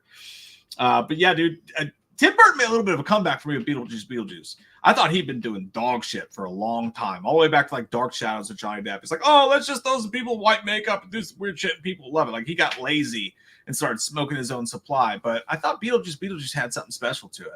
I will say, going back and watching the original Beetlejuice, though, you see such a difference. As much as I really like Beetlejuice. Saw it twice and enjoyed it both times. But the difference in the way they filmed that versus the way they filmed the original Beetlejuice, it just had me wondering, man, like, why do filmmakers do this? Why fuck with any new technology at all? If you're wanting to bring in nostalgia and you want it to feel old, just go in, make a movie using only the tools you had when you made the original Beetlejuice and make it look and feel the same. It seems like it would be so simple. I don't know why they don't do it. Maverick Muda. True story. I coached my son's football team, and the other day he was running the ball, and I sought the opportunity to yell, "Shut it!" I got put on a Gertie and evaluated shortly after. Love y'all, dude. I just think that's beautiful. I think that's a beautiful thing. That somewhere in the world on a football field under the Friday night lights, you were screaming, "Shut it!" at your son, and some DNA of our fucked up show could infiltrate that moment for you. It's beautiful. It's beautiful. We should all do that with our kids when they're at sporting events. Just be the loud, obnoxious dad in the crowd going, "Shut it!" every time they touch the ball. For them, D. Wallace and Pam Grier as buddy cops. Yay or nay? I say yay. Dude, I love D. Wallace, and I would even go, maybe not even Pam Grier. You could go Barbara Crampton. Barbara Crampton is like it's like Billy Joel from Green Day. Does not age. It's fucking crazy. I would watch that as like an R.I.P.D. horror type thing. Fuck yeah, I'm in Florida, Dan. I'm in. Like said, I gotta change my battery. By the way, Okay. 1 second. We'll talk live for a second, y'all. JT Custom says saw Beetlejuice last Saturday and saw Alien Romulus this Sunday. Both were pretty good. I got the Batman 89 Bat Signal popcorn bucket when I went to see Alien Romulus this Sunday. That sounds like a good deal, man. Sounds like a fun adventure. I wish I could have got a great popcorn bucket, especially the one with the hole in the mouth for Deadpool Wolverine, but I was not so lucky. But I'm glad that you got lucky.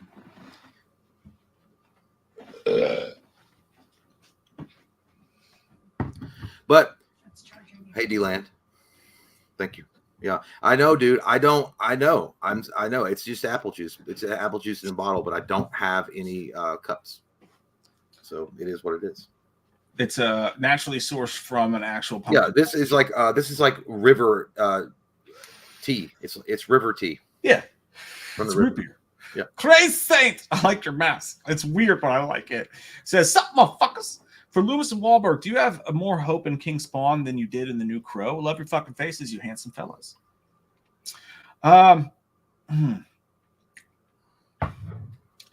did a movie one time called Max Payne, and I know the video game was really great, but I thought what I did was way better because there was an angel and shit, and it was dark and had nothing to do with the original source material, so it's kind of just like The Crow when you think about it. So yeah, I think they could do a new Spawn movie, do really good. They should make it about Jesus. They should make it a Catholic film about Jesus because that's what I do. I go to bed at 3 a.m. in the morning, I work out for like 4 hours, I ignore my family, and then I go to church for 7 hours, and then I make a movie with Mel Gibson about Christ, and that's what I think Spawn should be about. They should make it not about the bad parts of hell. They should make it about the good parts of heaven, and then you outrun the wind.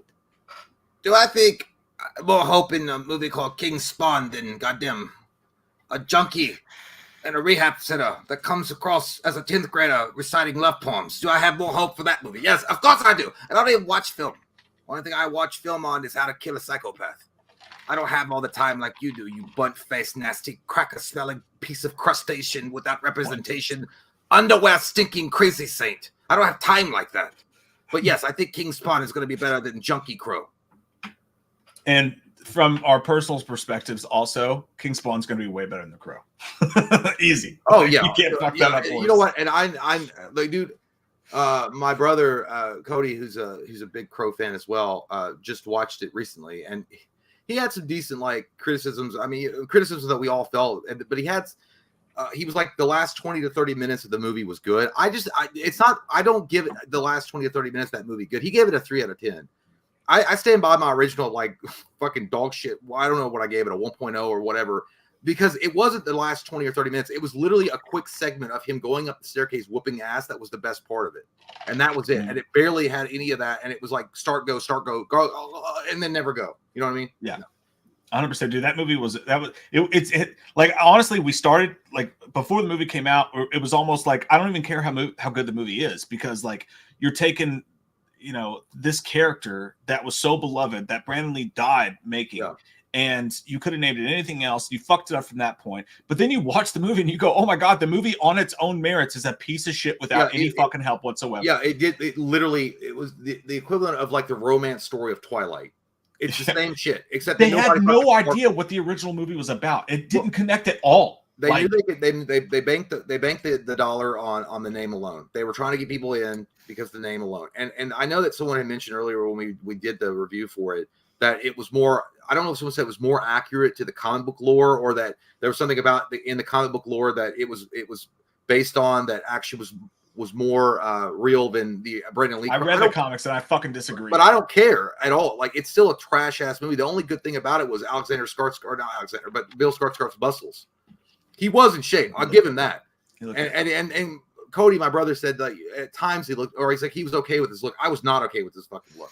Like, just put up some goddamn white fucking dead president's paint and call it a day. Like, why do you gotta make it like your mascara's running because you're like, my love of the life ran away into the wind. Like, fuck you, dude. I get. But I'm not even sure if I like her or not. Yeah. I'll never. My point being, I'll never go back and revisit that and give it a better score. I just won't. There's no way. No, maybe we'll do it as a commentary one day just to point out specifically everything wrong with it because there's so much wrong with it. But a lot of eye rolling. Yeah. I'll never watch it for my own enjoyment again. AJ Barr says skipped about 6 supers earlier, man. Damn, Cookie Woman. What the Damn. hell is? Well, that's what I'm saying. I tried to go back, and you said it was because I had left early and I couldn't see them. But Okay. So no, I think we're good on that then, Adrian, because I cover the ones in between. So I think we're good on that now. But then you're Cookie Woman. Thank you, Adrian. Suzanne David. Charlie Hunnam is going to play Ed Gain. I did see that news story today. Let me pull it up real quick so we can Weird. Isn't Charlie Hunnam the good-looking biker dude that looks like he doesn't change his underwear? Yep. Yeah. I remember everybody was talking about he was going to be the next Wolverine. Well, yeah, I don't like that at all. I don't have anything personally against get with the fucking ad shit. I have an ad blocker for Allow ads, Mike. God, let Variety eat. No, let Variety eat. Dog. I won't do it. No, I would fuck them. I hope they starve. I hate Variety. And not just in life. I'm talking about the magazine. Milwaukee's Journal Sentinel's not going to fuck with us. He said Wisconsin serial killer Ed Gain will be Ryan Murphy's next monster project for Netflix. Okay, Ryan Murphy's a big red flag for me immediately. Talk about somebody that gets high on their own supply and has made a bunch of half-ass shit for recent years. But 2 years after making Jeffrey Dahmer the focus of his Emmy winning series Dahmer, okay, that was good. I will give you that. Murphy says the next subject in his monster series for Netflix will be Ed Gain, the Plainfield man who confessed in 1957 to killing 2 local women and digging up bodies from graveyards and using body parts as skin. We all do it, making trophies to lampshades. And this is the he's also doing dude, he's digging deep into the fucking true crime and doing like the most shady shit ever. Ed Gein, we all know that was the basis for Leatherface, Texas Chainsaw Massacre, but I feel and Silence of the Lambs. I also watched the documentary on the real Ed Gein. Like, I think wasn't he like retarded or something? Like, I feel bad for him. Like, I think he was like autistic or like maybe he was like on the spectrum really bad. Like, you feel bad for who? Ed Gein. I mean, I don't feel bad for him, but he was like, not like, I mean, they didn't deserve to die, but I think he was retarded or something. You know what I mean? Like, I felt bad. Like, it's like, I don't know. I wouldn't go that fucking far. It was like Sling Blade. It was like, I felt, like that guy did, like, I'm not saying like he, I don't know. I felt bad for him. When you run for president one day, this is the clip they're going to pull up. Well, they can. And I'll say that means I have love for everybody. And everybody deserves a second chance. No, I don't know. I might be wrong, but I feel if you guys take anything from tonight, just take note of that one thing that Jay feels sympathy for Ed Gein. Ed Gein was also, he didn't go to jail. He died in an insane asylum. Like, he didn't, they knew his mom fucked him up.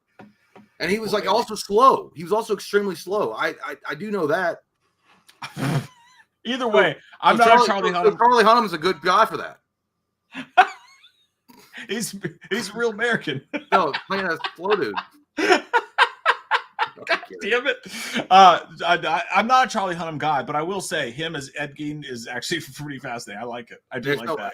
Charlie Hunnam's too big to be that guy. Ed Gein, there's no way. If you think of it as a Texas Chainsaw Massacre. But if you look at that crime photo, does that not look like Billy Bob Thornton coming down the stairs after he got out of the relationship with Angelina Jolie?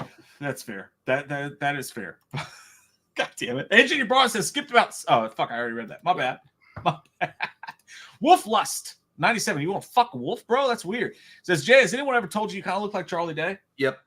Only 6 times since breakfast. That's all the time. I was like, I know. I like that slightly fucking overweight dude that like is pointing at the board behind me. He's like smoking a cigarette. Like, I know the conspiracy theories. Hey, I don't think Charlie Day's overweight. No, slightly. He's got like a pudge belly. Jay Afton, who clearly loves the Friday Nights at Freddy's. Fuck Freddy's. Fuck. Shit. Fuck. I'm not sure if you watched the Halloween H2O TV version back then in 2008, but Michael flipped too many tables and it just got me confused. Like, how many tables are there? Also, nice content, dude. He did run fucking. There was a lot of. It was a banquet. Yeah, it looked like Jesus Christ going into the temple and flipping tables. You will not sell shit in my temple. If you guys know the Bible, you know what I'm talking about. You remember when God went in there and he like flipped tables and shit because they were like taxes in there. Anyway, it doesn't matter. I'm not here for a Bible fucking study. Forgive me, God. I didn't mean to say it like that. Either way, it's a great point. Good stuff right there. Also, nice content. Thank you, man. Really appreciate you, Jay Afton. There was way too many tables in that, for sure. Whenever I think of tables like that, though, I think of Michael Shannon in what's the movie with Michael Shannon where he's like, a storm is coming. You love that movie. You introduced me to that. Take Shelter. Take Shelter, yeah. Take Shelter. He gets in a fight with the Steve Zahn looking dude, and like they start fist fighting in there, and then he like flips over a table, and he's like, "What are you looking at? He's like, Dude. a storm's coming, which is Michael- basically why I don't go to social events. Really, What's the underrated? If you had to give a value, like 1 to 10, underrated value to Michael Shannon as an actor, what would it be? 1 being like 10. not 100%. He's 10. Dude. 10 being like most underrated. 1 being Mhm. not underrated at all. And he's had a lot of like roles in big movies and stuff, but like I haven't seen him in a while, and I wonder, like, dude, he would be a great Freddy Krueger. You remember like, people Great got pissed Freddy at him because or was it him or was it Jeremy Irons that said that they didn't care about the Batman movie? Like, yeah, Jeremy you know, Irons. It was Jeremy Irons. No, well, both of them. Yeah. They both said it. Yeah, I think Michael Shannon. Well, because Michael Shannon said something to the effect of Zod and the character of Zod in the Snyder universe. Like he was like, I don't care. Like he was pretty much like doing it for a check, or he didn't understand the character or whatever. Shannon said that he watched it for the first time on an airplane like 2 That's years right. later and fell asleep. But I mean, honestly, the haircut Well, they he's gave him, stuck as an actor, then I guess. Like, the haircut they gave him, I wouldn't want to watch it either. Wild Willie says, I like to Speak No Evil. You guys got Pacino or De Niro? Dude, that's a tough question. I haven't seen it. Mike watched it. Yeah, Speak No Evil is great, dude. It was really good. It was a good movie. I heard about you, but I didn't. I didn't watch a review for it, but I think someone said that the plot was pretty much given away during the trailer, so most people didn't really give a shit about watching it. No, the plot was mostly given away, and it was very different from the original film, but it was still, dude, James McAvoy's performance, and really Mackenzie Davis, everybody's performance in that movie was so top-notch that you were still on the edge of your seat, and it was still a really entertaining movie to fucking watch. But I'm going to go Pacino personally. But, dude, I mean, with what De Niro did in Goodfellas alone. The body of work, yeah, it's hard to Yeah. say. But I would say Pacino, too, because, I mean, I can't follow a guy that, like, all you do in your golden years is scream on Twitter about things. At least Pacino. I don't care about the No, political. I know, part but of it's it, like, but- I don't know, so just shut the fuck up and go into the limelight. I mean, holy fuck, Clint Eastwood's, in a kind of a weird way, too, but he don't say anything. Well, I will say though that I just the only way I put it, because their performances are hard to compare because they're both so great. But if I was going to cast a movie in 1997 and you wanted me to pick one dude to play that role that both of them could play, I would just go Al Pacino because he's more fiery. Well, you know? I think Pacino also takes more, in my opinion, only versatile roles. Like he's not just satisfied with doing the same old. Like, of course he did Scarface, of course he did Godfather. He's known for the gangster type of movies. So is De Niro. But like, I feel like also Pacino went out of his way. He did stuff like The Devil's Advocate, which was amazing. And that was such a weird, outside the realm of normal kind of movies he did. He also did Son of a Woman, fucking amazing movie. Underrated De Niro performance, by the way. Silver Linings Playbook. Amazing. De Niro was so fucking good in that movie, Really dude. When he was yelling at Bradley Cooper, he's like, "You want that?" You know, that was so fucking. Well, And and also De Niro did a really good job. I always feel like one of his most underrated performances ever, This Boy's Life. Yeah. They both have so many good movies. That's a great question. Nighttime, Loomis, you're invited to the Diddy party. Care to join? You want to do a freak off? Nighttime, you're invited to the sex registration form. Whatever it's called. The National Database for Sex Offenders, you piece of shit. Christopher Sampson, fly me to the moon like that bitch Oz Crampton says. Hey, dudes, I would love to see Keith David and Keith Sutherland play teachers in a school shooting movie. They could save the kids better than most. Yeah, There's so much right and so much wrong about everything. Chris, just you know did. what? That's dark as fuck, dog. But I like what you're headed. That's good shit, man. I don't know. I would have gone straight there, but I mean, it's definitely a movie that probably needs to be made. I don't know why they haven't made a movie to bring attention to what's, that's a pandemic in a lot of ways nowadays, like what's going on in schools and shit. But Kiefer Sutherland and Keith, I would like to just see both those guys team up for anything. That would be a good buddy cop movie to me. Keith And also David reminds is another fucking underrated actor, amazing actor as well. Oh, hell yeah, he is, man. Another movie that brings to attention is, if you guys have never seen this, total movie recommendation right now, a movie called The Principal with John Belushi and Lou Gossett Jr. in it. What a great movie. It's not a school shooting, but it's like a Dangerous Minds thing, but there's like gangs running the school and shit like that. Oh my God, dude. Everybody to the left jaw, everybody to the right jaw. No more. As far as the Belushi, the principal, the principal is like, I feel like it got sandwiched. I think that Lean on Me came out a little bit after that or before that, and it got eclipsed by that movie because Lean on Me was such a great movie about like a hard-nosed principal that takes a school that's like down in the dumps and makes it something worthwhile, and that's pretty much what the Belushi, the principal, is kind of too. But yeah, it is a great movie. Also, another great movie is The Substitute. That came out in the 90s. I was gonna say, in the zeitgeist of like school fucking movies like that, there's The Substitute, there's Dangerous Minds, which is great. High School High. Well, I was gonna say Dangerous Minds, of course, yeah. Yeah, but I think of all those type of school movies, Freedom Riders is really good with Hilary Swank. Of all those, I think The Principal stands alone above them all. It's such a good fucking movie, man. Man, Holly Rocks. You go put that above Lean on Me, dog? Oh my god. Yeah. Oh, 100%, dude. Easy. Holly Roxy. Good to see you. Says, can't stay, but I just want to say I love you guys and the Wham fam. XOXO. Don't forget to hit the like button, you motherfuckers. Get it up. Thank you, man. Yeah, Holly always comes in with the normal, like what we should say. Yes, hit, smash, put your dick on that like button or your vagina, whatever you got packing in the bottom regions of yourself. And we Like really button appreciate misses that. It does help. It does help. A lot of people don't understand, like it puts us in the algorithm. It gets more of a chance for us to be recommended to some fine folks that don't know how shitty a program this is. And that's what we want, to have more people coming in.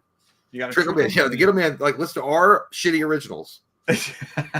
Mark Barton, according to Stormy D, it's not that big. Talking about Trump's wiener. Yeah, and apparently it has a weird, like, deformed mushroom tip too. Yeah, well, the day that I sit there thinking about Trump's dick is the day that I fucking become gay. Don't talk about Jay's hero like that, all right? All right? That's He is my friend. I've got a goddamn commemorative coin coming in the mail.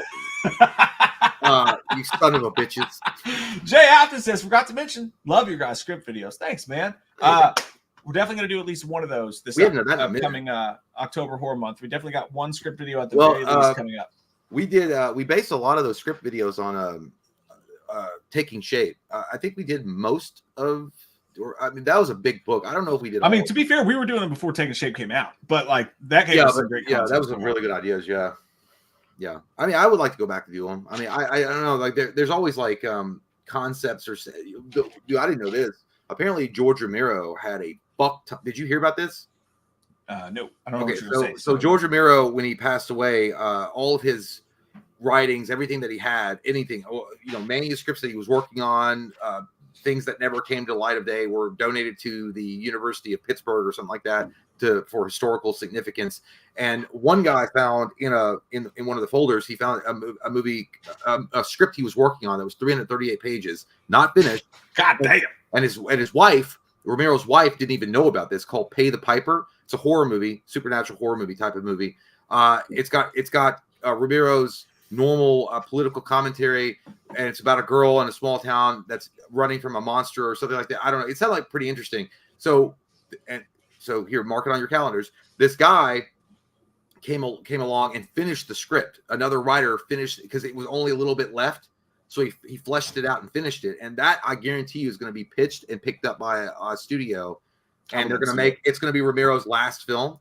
But I only mention it because, Romero had a lot of works that weren't like realized. And yeah, I forgot. I would watch that. I mean, maybe you want to whittle that thing down. 338 pages, fucking long. It was because of script things. So you never know. Like there's all sorts of I would love to go through those scripts that Romero had and review those, just for as they were. There's still some good ones out there we haven't covered. And honestly, there's some like Halloween Returns. I was considering this October season, us going back and recovering Halloween Returns because it's such a pertinent script. Like I think going back and revisiting that one could be fun. We need to get the girls involved. We need to go and do like a script reading. Oh, like one of the originals. We should do like a radio only script reading where they don't see us on camera, but it's like a radio I would love to do that. We've been talking about that for forever. Yeah, so we could make the sound effects because he walked into the office. And you make the sound effects yourself, and then you're like, the door opens. Yeah, dude. I think that could be great. Yeah, that would be a fucking great thing. I still want to do that too. D-Mitch says only one fast food for the rest of your life. What are you having? Great fucking question. Man, fuck you, D-Mitch. Why are you gonna bring that shit up to right now, dog? I don't know. Why are you gonna hit me with that right now? Why you gotta hit me with that truth shit right now? That's what is that from? I don't know. Why you gotta hit me with that truth shit? Oh no, it's a Southpaw. When she's telling him to quit fighting. I don't know. Yeah, no, she's like, baby. She's like, you can't even. He's like, why you gotta hit me with that truth bomb right now? Oh, he's a truth bomb. I just said, I was gonna double Jake Gyllenhaal. I just couldn't lose the weight. Only one fast food for the rest of your life. God damn, dude. I know a lot of people are like a lot of stoners in the chat's gonna say fucking Taco Bell because I mean you can't go wrong. Taco Bell is amazing. You can't go wrong with Taco Bell. But fuck, dude. I don't That's know. fine. I I'm got going Hardee's, bro. Well, they're not. I would go Hardee's because they do have that Angus beef, but you got to go with innovative. You got to go with somebody that's gonna push the boundaries. At least gonna try something different. I'm gonna go with Burger King, dude. I know it's a weird fucking choice, but dude, they're innovative. They're innovative. At least they try different things all the time. So you're never gonna get. Yeah, they might suck, but you got to keep swinging for the fucking fence. And also, the Whopper is always cooked fresh. So I love the Whopper. You need dude. a fresh meal. Flame broiled hamburger meat. Oh my god! Yeah. And by the way, I was a fan of the Whopperito. I don't care what anybody says. I like the Whopperito. I don't hate Burger King at all. Like a lot of people poo-poo that choice. I don't hate it at all. You can't go with someone who only does one thing. So like Popeyes is out, Little Caesars is out. Yeah, you know, right, you got to do with someone who does something different. So and that's why Taco Bell has they do a lot of variations. Like they do switch They up. do. They have new They're shit. innovative, yeah. But really, it's the same 6 ingredients formulated into a different plot. You know. Yeah, I personally, I don't like McDonald's. Is they don't try anything new. I would die if I had to make. Yeah, McDonald's they don't. every day. Well, I mean, you only have so much of that for so long, and then you're like, yeah, this is boring. Hardee's, but we'll see the problem with Hardee's. Hardee's is good all the time because they do use quality beef for their product, but they're very limited on their menu. Their menu is extremely limited. But the reason I choose Hardee's is specifically because the breakfast is the best breakfast out there. Like I would actually run on a political platform that Hardee's has the absolute untethered fucking best breakfast in the history of fast food breakfasts. I wanted to go on this journey with you, and I almost went to the mountain of doom with you, but I can't because I think will say I think McDonald's has the best breakfast. I do, dude. Breakfast burrito with mall sauce from fucking McDonald's. That breakfast burrito is like it tastes like it was made in a middle school cafeteria. That's why I like it because it reminds me of home. The most fake fucking ingredients. I love that, dude.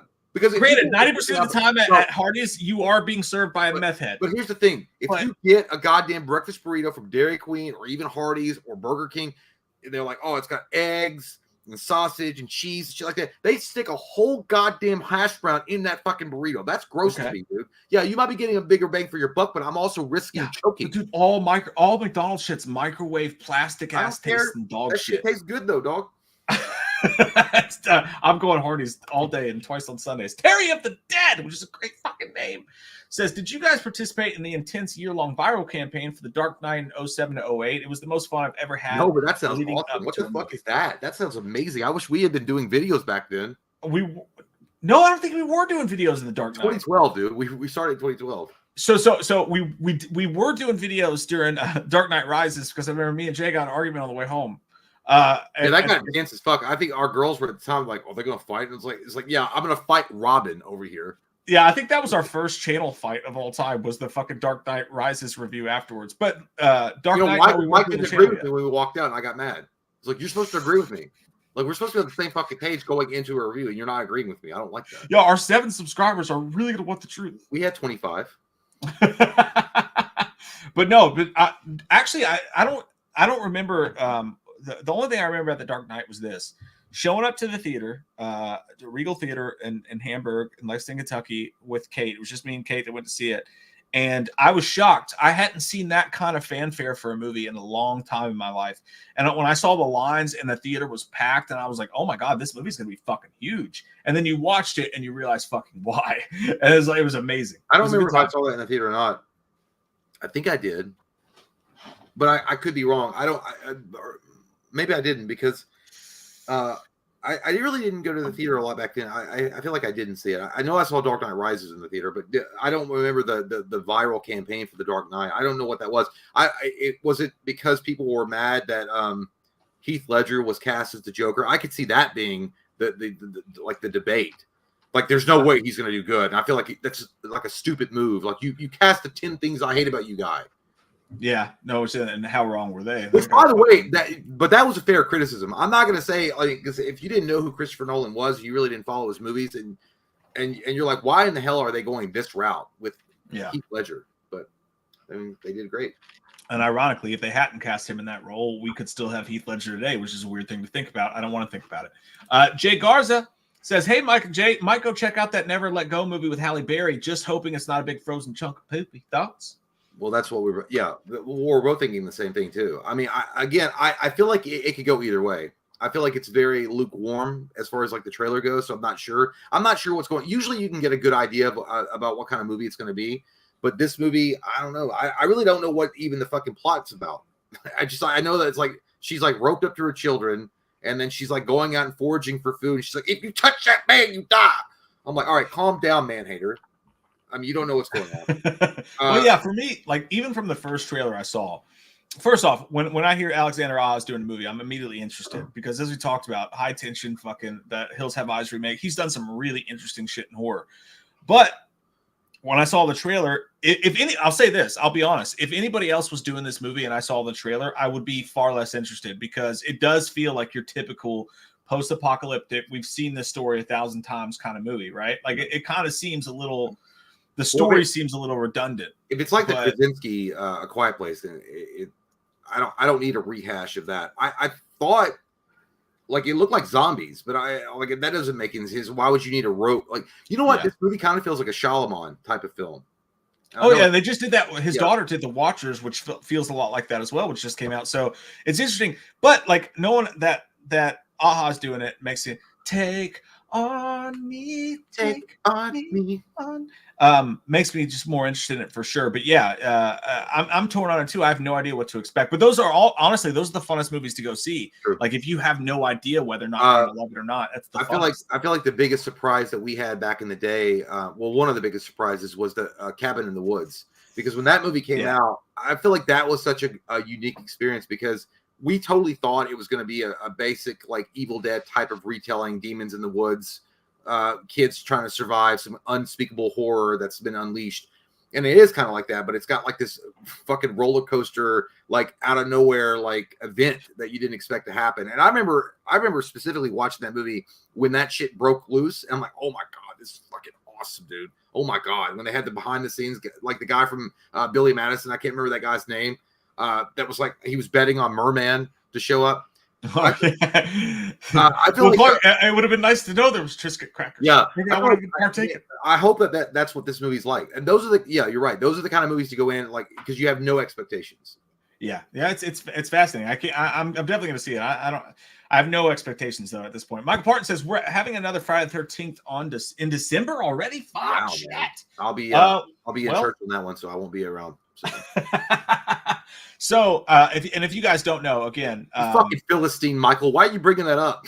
We had the best time Saturday night. I don't know how many of you guys were there in the Patreon party. We did our first ever, which, by the way, was huge. It was a huge success. It was the biggest success anyone's ever seen. Yeah. It was so fun, man. We did a drinking game. We watched Friday the 13th, 2009. It was a blast. We'll probably do that again. Well, we were talking about for October, maybe doing like The Exorcist or something like that, watch along. Like I was thinking like what would be a scary fucking movie, like a really scary movie to do it along to? That would be a great one. I definitely had way too many cervezas that night. Was ashamed of myself the next morning. Mike's mascara was all over my shoulder. Yeah, there was tears. It's fine. I've done it before myself. Mike, it was funny because Mike actually texted me and told me that. I was like, dude, we've all been into the further. You know that you had a dark night in Texas. When you text your friend the next day, you're like, "Hey man, I'm sorry. I think I got." No, I was gonna say. I thought you were gonna say, "Well, you've had a dark night in Texas when you text Jay and say, I'm sorry that I went overboard on the emotion." It wasn't until after the stream. I don't know. Someone asked you that, like, it's like that Dane Cook joke. He's like, you're just having a day that like you're trying to hold in the tears. That someone asked you that one thing. They said that one thing's like, "Hey, are you okay?" And you're like, No, like, yes, I'm fine. I'm just concerned about the toner in this printer. Well, but that was after the stream. The stream was a fucking blast. It was, and then the after party went well into the night, which probably shouldn't have happened. And I felt like I was out there like got him acting like fucking Baby Yoda on a hilltop, trying to tell you like platitudes and like fucking fortune cookies. And I'm like, I was embarrassed myself. I'm like, I was in no condition to give advice that night. I was fucking ripped too. But yeah, it's fine, man. Everybody's been there before. Anytime you wake up the next morning and your wife looks at you and you're like trying to make a water or something, she's like, "How you feeling?" You're like, you fucked up. Like, I feel great if you tell me if my hand is touching a divorce paper or not, or if it's the counter. It was fine. It was just we we smoked that one to the nub. It was a great time. Well, So we'll probably do that again for that I think we left right in time because like we journeyed to the adventures of a lifetime, and then right before it went off the cliff, we were like, we got to get out of here. Oh yeah, and I just went to bed, so it was all fine. Yeah, no, I'm talking about when we ended the stream. Like we got to get out of here. Oh yeah, that's true. Yeah. That's true. Greaseful. Well, because we were doing the drinking game, and at one point I remember like one of the drinking game rules was if Jason puts on a new mask, you finish your drink. We probably won't do that next one. I had a full drink that I just poured, so I was like, well, we already did the beer chug, so I did that one too. And I remember you going, dude, you're gonna be so fucking drunk. Yeah, because I was like, we already drink too much apple juice as it is, and now you just added more fucking wrinkles in time. Like you were like, hey, every time a booby is shown, or every time this happens, every time you might as well say every time a blade of grass is shown in Friday the 13th, you take a drink. I was like, you're gonna die. We naturally went from like just like like normally taking a drink every time one of these things happened to be like, woo! Yeah, it was like a fucking, it was like a goddamn Trump rally in North Carolina. It was nonstop. Woo! Greaseful, thanks, buddy. Says, hope all's well with everyone. Clearly, it's not deep down. You, no, it's great, dude. That's all good. Thank you, buddy. I hope you're well too. Jacob, out of these three wrestlers, current actors, who do you think is the best? Rock, Cena, Batista. Just saw Killer's Game this weekend. It was okay. So you're the one. Love you guys. Thanks for checking out my song. And before we say anything, I just want to say Jacob has a new song on. I've still got it. Deterioration of Man is the name of the song by the band High. About my libido, you son of a bitch. By the band High Old Friend. Super proud of you, dude. Excellent job. You guys fucking rule. I'm happy for you. To answer your question though, Batista is the best actor of that group. I feel like I do. I disagree wholeheartedly. I would say The Rock is absolutely. That's the worst answer. No, it's not. It's absolutely not. The Cardboard cutout Walmart. The worst answer is you saying that your bad breath is only due to fucking vaping. It's not. It's due to dick sucking that you shouldn't be doing too much. That's true. Semen has extra calories. Yeah, it does. I will say it's The Rock. No, dude, I really do. I would say it's The Rock. I would give it Batista first, and then I would give it to Cena because Cena took time to find his footing. Now he's great. I think the Cena is awesome now. Like he's hilarious. Yeah, much like Batista. And he's the funniest too. Well, yeah. Well, I mean, you look at Drax. Like Drax was hilarious when Guardians of the Galaxy first premiered. So I feel like Batista found his footing as far as a big man comedic kind of guy. Now that he's lost all of his weight, I don't know, man. Like that has shifted the whole thing with him. I don't know what's happening there, but Cena's still very funny. Big guy that's funny. But The Rock, Dwayne Johnson, well, he's still shooting the juice, and we all know he is. Like, don't get me started. Like, he's not natural. Like anybody that fucking says that, it's like, goddamn, you're Ed Gein smart. But and you look like it too if you think that. But The Rock is like, I think he's versatile enough that he can do not only big over the top action budget, like huge budgeted movies, but he can do like what's that movie he did where he was like a tutu and he's like a former football, the princess, one of those, whatever the Vin Diesel did, the Princess Diaries. Yeah, but he was like, but it worked for him. He can do a lot more, I think, and he's more used to the Hollywood etiquette and doing certain movies better than the other two. Now, is The Rock lucky? Absolutely, because he got cast right away in like Scorpion King on the heels of one of the biggest movies out there, The Mummy. After The Mummy 2, he got cast as Scorpion King. So it helped his career quite a bit. But yeah, dude, I feel like Rock, Batista, and then Cena. But that could change. I think that Cena could be number one. It just depends what he's going to do later on. See, I definitely do. I put The Rock last on that. And to be fair, he's about you hate Samoans because you hate Samoans? God damn, dude. I thought we were past this. He is about to do an A24 movie about a UFC fighter, which he went through some great lengths to do. But I think The Rock is so desperate to be loved by everyone that he never really has a route where he's super interesting as a person. And I feel like a lot of us do that. And I understand it, I respect it, but I think like Cena, what I love about Cena is he's willing to make a fucking buffoon of himself. Like he's willing to make an ass of himself, and Cena's the funniest of them, in my opinion. But to this point, The Rock does all these just generic action movies and comedies or whatever, and you're never really interested to go see anything The Rock does. Like, he's not going to deliver a performance that's going to shock you. Batista, I feel like, does shock you because he's so funny in Guardians of the Galaxy, but then he does a role like what he did in the James Bond movies. I think Batista definitely has the biggest upside, and he's trying the most to be a serious actor. But Cena's the funniest. So it's actually a really great question. They all yeah, that's a great question. But I think The Rock is the same way that Arnold was back in the day, dude. The Rock's got a great body. But Arnold had his own. He had a personality. But The Rock's got a great body. He's got a great face. Yeah. Yeah, well, no, he does. So did Arnold back in the day, and he has a great vibrance to his voice. He has a great like charismatic when he comes on screen. If you look back in the day, dude, Arnold was taking roles. Nobody would have thought they were like the Hercules. Or I'm sorry, Conan the Barbarian, Predator. Nobody would have thought those were on paper. They probably Jean-Claude Van Damme dropped out of the Predator. Like people were like, you got to. I feel like The Rock is doing movies that they're very over the top generic because they didn't turn out well. But you got to shoot your shot. They might be one movie that turns out well. I personally think one of the best movies that The Rock did, and it doesn't get the credit that it deserves, is Hercules. I think that's a great fucking movie, dude. I love that movie. I can't go there with you, but I just think that like Schwarzenegger, even though he was doing like big Hollywood movies, to be fair to The Rock, like it was a different time in Hollywood, like everything was original and different then. But like Schwarzenegger had a great, amazing personality that was like a one of one. The Rock just feels like he could be anybody, like. I would say I would agree with you in some regard, but I feel like The Rock's. I mean, I don't think you make it that because you could also say the same thing about Hulk Hogan. Hulk Hogan, like he also started out. He started doing movies too. He did Suburban Commando. Yeah, he's terrible. Well, I like those movies. I think they were really good. Like Suburban Commando and Mr. Nanny was fucking. He was funny, but I feel like and then Thunder in Paradise. I feel like the problem with him though is like once he gets taken out of his comfort zone, he can't sustain. Like he's just not a good actor.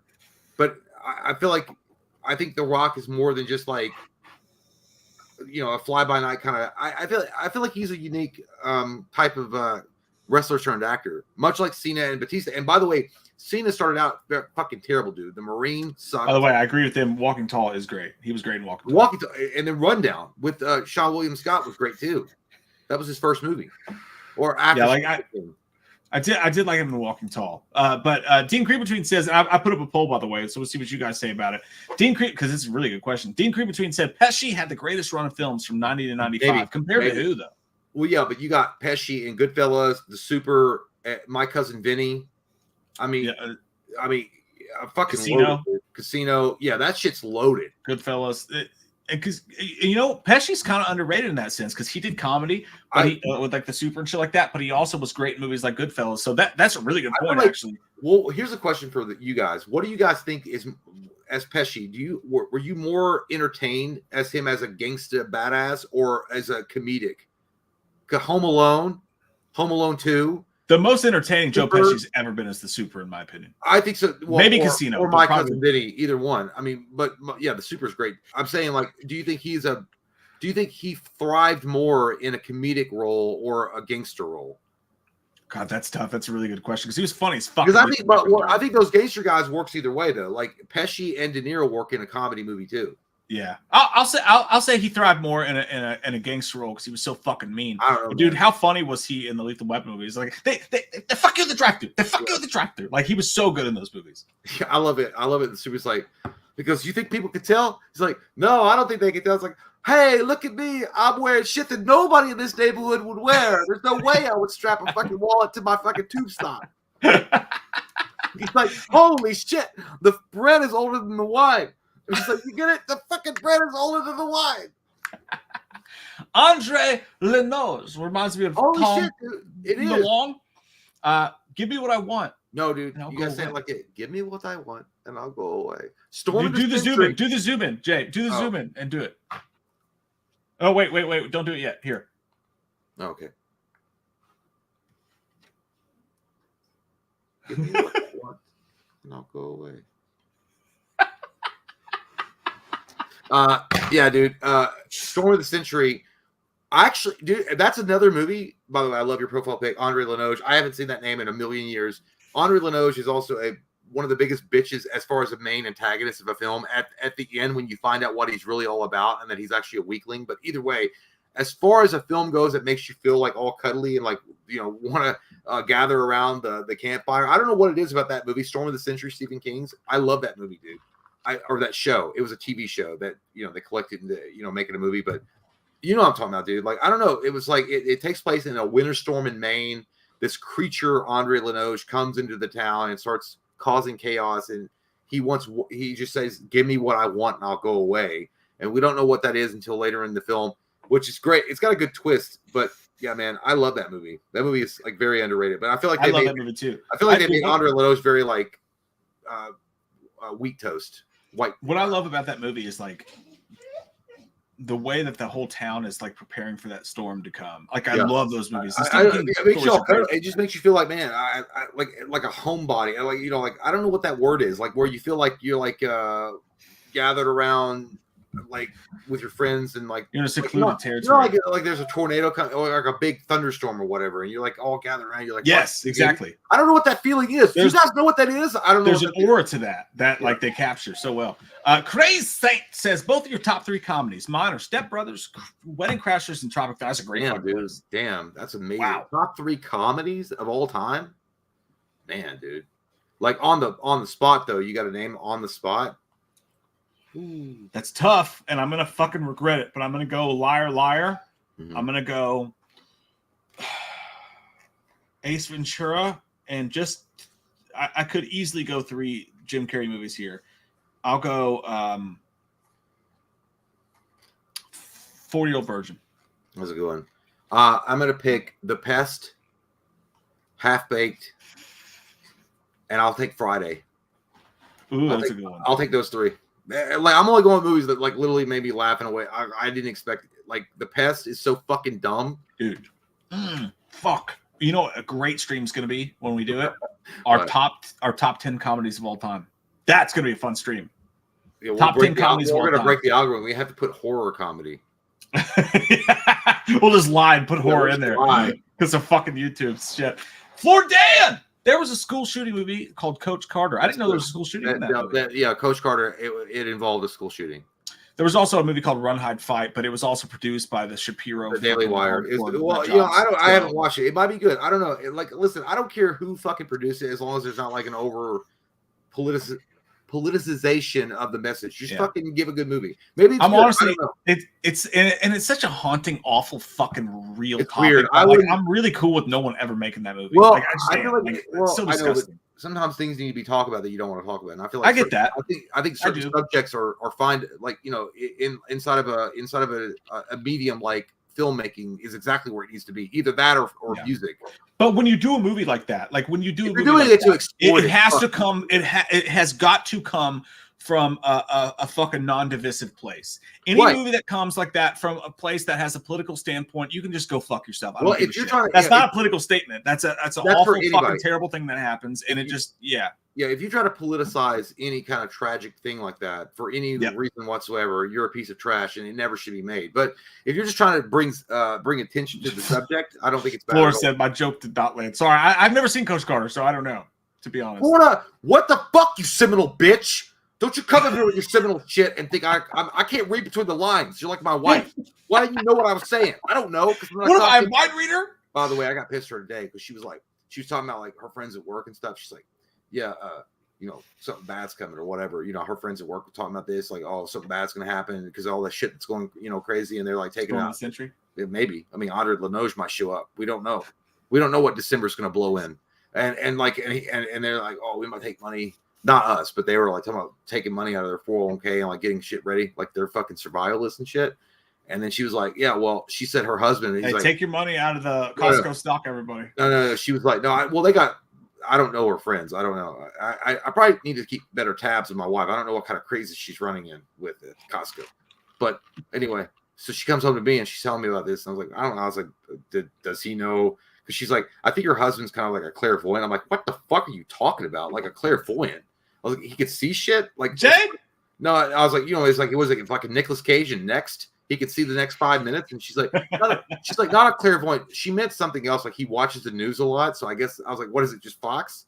like or CNN, like whatever news or station you watch, doom and gloom is around the corner. I was like, so she was like, well, like we got to take money out, and like not we, but they're going to take money out. And she was like, so something's happening. I'm like, yeah. I was like, does he know about the 2029 Apophis, possible asteroid coming to like rape Earth's ass? Does he know about that? Here's what I went over. And she's like, no. I'm like, so he's not clairvoyant. He's full of shit. You can't trust anything Jay says, you guys. I just want to let you know, because I went over his house the other day and we were trying to set up a shoot, and I went on his desktop, and this motherfucker doesn't even have Google Chrome. He gets all of his news from fucking Internet Explorer like he's in 1997. First off, so you shut just your can't goddamn listen whore to mouth. anything he Shut your says. goddamn whore mouth. It's Microsoft Edge, and the computer came with it. I was trying to find our shit, and I was like, where the fuck is Google Chrome? He's like, I don't have Google Chrome. I don't have Google Chrome.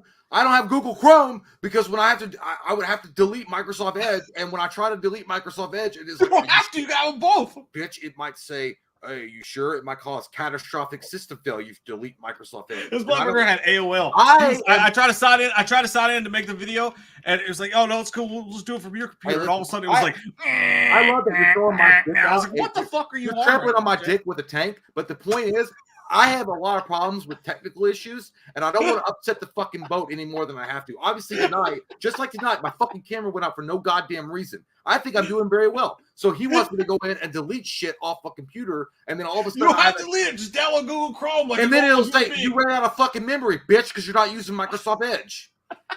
I don't want to fuck with shit. Rob Barker says on the table flipping. Did you know Mustafa Akkad wanted that for Halloween 4 when Myers hunts Jamie in the school? It was scrapped, but Akkad still liked the idea and used it for. I did not know that, my friend.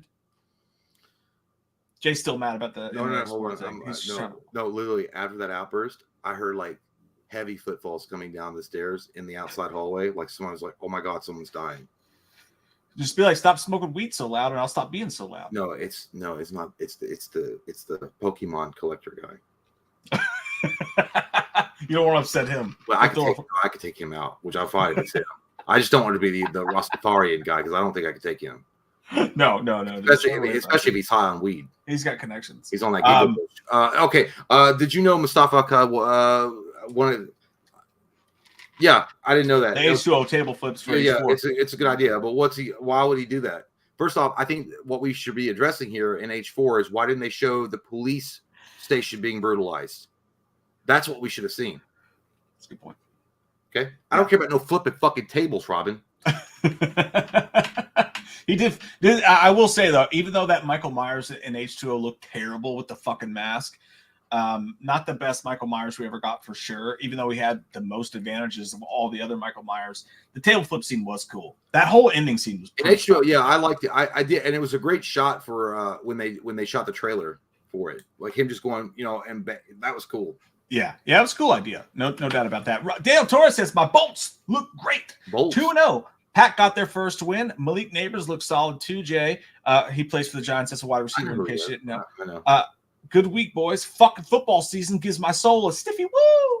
Mine too, Daniel. I can't wait for the boys to get around in the backyard on Sunday and throw the old pigskin around and talk about who's going to be the number one guy going into Super Bowl weekend. I enjoy it myself, kicking back some brewskis and having a big pizza and just chilling out with the boys and talking about masculine things. You know what I mean? Like, it's all about what my Sundays are. I don't know about you gays, but for me, it's all about fucking men and pigskin. Daniel, I will say this. I've always been a fan of the Chargers. I love the powder blue jerseys, LaDainian Tomlinson. I love all that shit. I fucking loathe deep in my soul Harbaugh. Don't you dare. Coach. Well, I cannot stand that fucking coach, and I can't stand him, so it's been hard for me. But I love what J.K. Dobbins is doing because I'm an Ohio State guy. I love what J.K. Dobbins is doing. And, yeah, dude, the Packers to go out without their quarterback and beat the fucking tits off the Colts was beautiful to watch. The Jets getting their first win with Rodgers was beautiful to watch. Week 2 was way better than week 1, in my opinion. It's going to be a good football season. I think I really love what J.K. Rowling and J.K. Simmons are doing with that team over there. I can't believe it. It's like magical. Oh, dude, I got to take a pee so bad. Well, Right. We're at 9:43 with Tyler Blue. Tyler, hold on, man. I'm coming to you. Hold on, dude. God, your dick is so big. It's in my hand. It's like, do I have a little hand or you have a big dick? I can't wait to taste this, bro. It looks so juicy. It looks so juicy, bro. All right. Who did he say? Tyler. Okay. Sorry, Daniel. Okay. This is awkward because now it's going to look like I'm reading for Daniel, but it's not. But Tyler Bailu, dude, stop your fake last name. It's not real. Suppose if there was a Scream Friday the 13th crossover, what would it be called? I thought a Scream on the Friday the 13th. Yeah, dude. A Scream on the Friday the 13th. That sounds like fucking like a July 4th celebration. A Scream on the a Scream where the rockets boom in the night sky, celebrating our Independence Day. Go ahead and book your ride. A Scream on the Friday the 13th. To be fair, though, that's not bad. I guess that's the only way you have to go. It has to be very on the point. I don't know. Friday, yeah. I'm gonna go with you, Tyler. I'll go with that way. But because I can't think of one. I don't like Scream that much anyway, so it's really not. It's not working for me. But I'll go with what you said. I like it. Thank you, man. Colin, Kara, whatever. Kara, I think. Did you guys watch the Wilfred US TV series? Wilfred, did you guys enjoy it? I did not see that. It sounds like an angry cousin of Alfred that didn't get to be Batman's butler. So I probably would not. I don't know. That's based on a horror guy, right? Wilfred? I don't know. I'm stupid. I'm sorry, man. I don't know. I have never seen it. Maybe Mike has. I will. 9:44. I'll ask Mike Cullen. Thank you, though. Andre Legoche coming in cold as ice. Y'all remember that hot dog stuffed crust from Pizza Hut? Shit was whack. Better than the Oreo Coke, though. Dude, that's so crazy that you brought that up. My wife brought home that Oreo. They make Coke Zero, or it tastes like shit, dude. She's like, oh, the aftertaste is so fucking awesome. It's like, that's what she said. But no, it's not. The aftertaste was garbage. Hot fucking garbage. That Oreo Coke Zero. But as far as the Pizza Hut, I never tried it, but that looked disgusting to me as far as like a hot dog stuffed crust. That was lazy as shit. One of the most fattest thing that you can do. Yeah, it was gross. And like, oh, but you got to use the mustard to dip the crust in it. That's the only way it is. Like, bitch, I'm at a Pizza Hut. I'm not interested in mustard on my pizza, you disgusting heathen. By the way, I'm 100% with you on the fucking hot dog and the pizza is disgusting. But I tried yesterday. I bought. I went with Ellie and we bought the Coke flavored Oreos, and we bought the Oreo flavored Coke, and we tried them both. I even dipped the fucking Coke flavored Oreos in the Oreo flavored Coke. You cross the streams. Don't ever cross the streams. I'm thinking it's part of the reason why my bowels have been in such disdain today. But dude, the Coke flavored fucking Oreos are a goddamn revelation. They have Pop Rocks in them. Dude, no, they're Oreos that taste like Coke, and they're fucking delicious. I'm talking about just the Coke Zero Oreo flavor. That's gross. That's disgusting. Yeah, dude, that shit tastes like poison. That's like what you like you put your it tastes like transmission fluid. Yeah, it's not good. By the way, go back to 9:44. I haven't. Well, I could just tell you actually. Did you watch Wilfred, the US TV series? I have no idea what the fuck that is. I think it's sorry. I don't know. I don't know. I'm gonna go now pee, and I'm gonna suck on a vape and get a heart attack. Suck it. But I'll be back. All right, I'll be back. All right. Someone left the cake out in the rain, and I don't think I can take it, 'cause it took so long to bake it, and I'll never have that recipe again. Nighttime. The 2012 opening night Dark Knight Rises shootings made me super nervous to see it. I'm sure it affected the box office money, scary stuff. Yeah, dude, that was a crazy time to be alive for sure.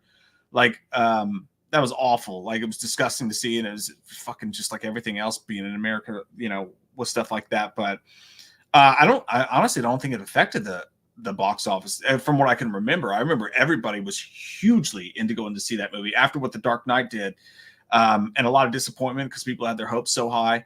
But that was a cool time to be alive, though, wasn't it? I mean, apart from all that horrible stuff, obviously. Like, imagine that. Like, we lived through a time where Christopher Nolan was making fucking epic Batman movies, like Godfather-esque Batman films. We were lucky to live through that, apart from all the other horribleness. That shit was cool. Flavio Bonanno Leonelli coming in at 217 pounds says, who wins in a movie race, Seagal or Cruz? All right, yeah, so that's tough because they both have the fucking Seagal has that like floppy arm shit, you know, when Seagal runs. Cruz though has the fucking.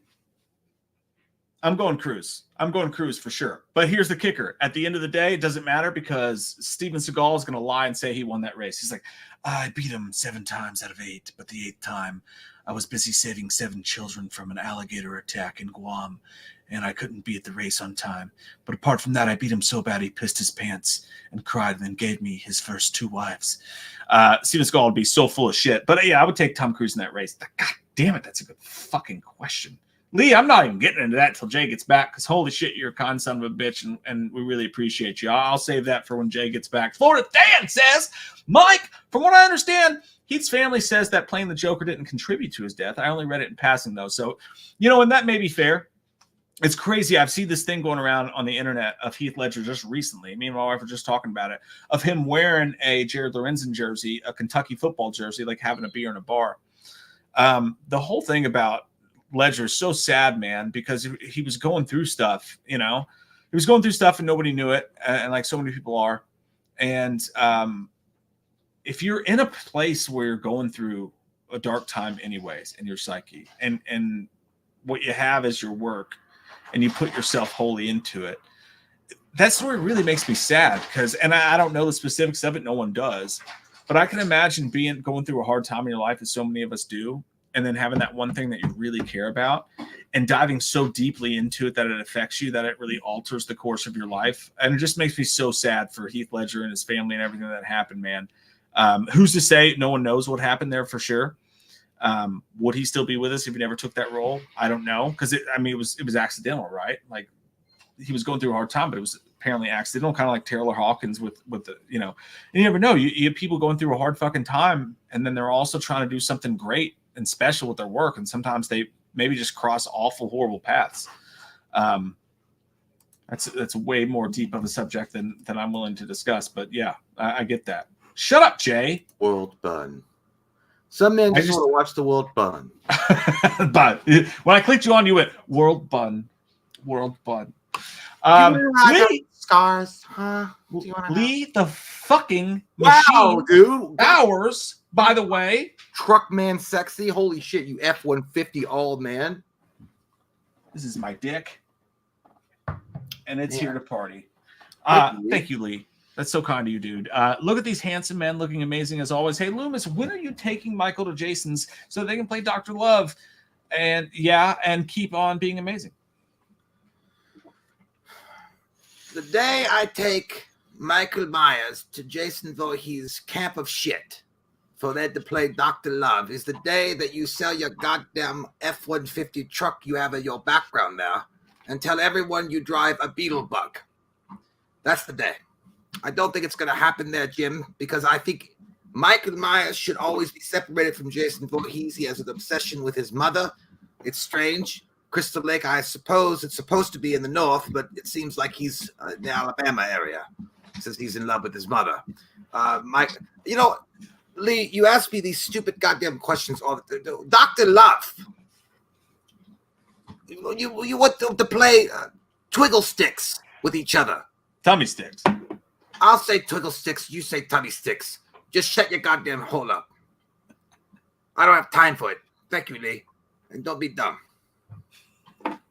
Lee, you're the fucking man, dude. We really appreciate you, man. Thank you so fucking much. You, I hope you come out to Scarefest one day so I can give you a proper hand job. And then you can actually come. Papa Haiti says, which one has the best zombie intro? Dawn of the Dead 2004 remake or Zombieland? Dawn of Dead. Dawn of Dead. Yeah, I will give it to Zombieland. It was when I first saw that movie, I loved the it was very much like a comic book opening for Zombieland, which I think Zombieland was based on a graphic novel. I could be wrong, but I think it was. But it had a Scott Pilgrim versus the World kind of vibe to it, which I did really like. I liked how they were like Rule 31 or whatever, and like how to survive the zombie apocalypse. But as far as like pure tenacity, pure intensity, pure horror and terrifying reality that you're immediately put in, I would say it's the Zack Snyder Dawn of the Dead. And I remember when that movie came out, people hated on that shit, dude, real bad. And that was before we were even doing a channel. But I remember people online bitching about that film because it was so far removed from Ramiro's style. Because it was everybody wanted the Ramiro walking zombies, and they hated the fact that they ran and all that. That was a big point of contention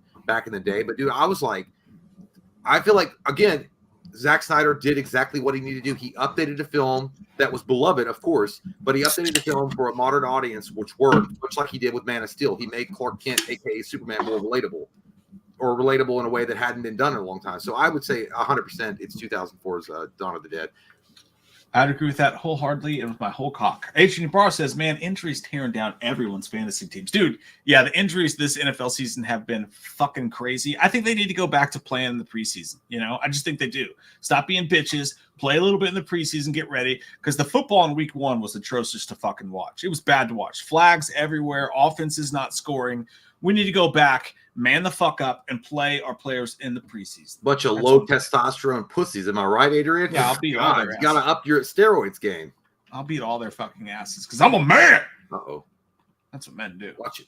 Have sex with their dads. Uh-oh. What? Dwayne Johnson. Look at that fucking face. I love it, dude. Look at that fucking face. Don't care about the sequel. I don't care about the weather. Don't care about the sequel, but have you guys seen the poster of Jack Nicholson's son in Smile 2? That's Jack Nicholson's son? I had no fucking idea. I didn't either. Looks exactly like young Jack. Wish Jack could do one more movie, but he does deserve his retirement. Well, I agree with you, man. And I feel the same way about Rick Moranis. I wish Rick Moranis would come back and do one more thing. I would have loved to have seen him back in the Ghostbusters flick, at least just for a cameo or something as Lewis. And I know that's small potatoes considering, like, you know, the amount of work that guy's done. But I agree. But man, what would you put Nicholson? Like, would you want Jack Nicholson? Could Nicholson do a full-length movie? I mean, he's pretty old, man. Like, he's up there in age, and he's pretty much said fuck it. And like, that guy's like standing out on a balcony in LA with his belly out, drinking fucking mimosas in the morning. Like, that guy's like having the time of his life. Yeah, dude. Hang on. I'm trying to give me a second here because I'm. What would you guys have thought if they had they never would have done it, but in Dr. Sleep, if Nicholson had made a cameo, that would have been a pretty cool send-off. Like, as far as like, if that had been the last movie he'd ever been a part of, if Nicholson had a cameo or some type of involvement with Dr. Sleep. Because I mean, talking about one of his most iconic roles, right? Yeah, no, what I will say about that, so my audio is going fucking crazy in my earphones right now, but Jack Nicholson in this role in The Departed, being one of his final roles, was hey, look, fucking he's amazing. got the same hairline as me.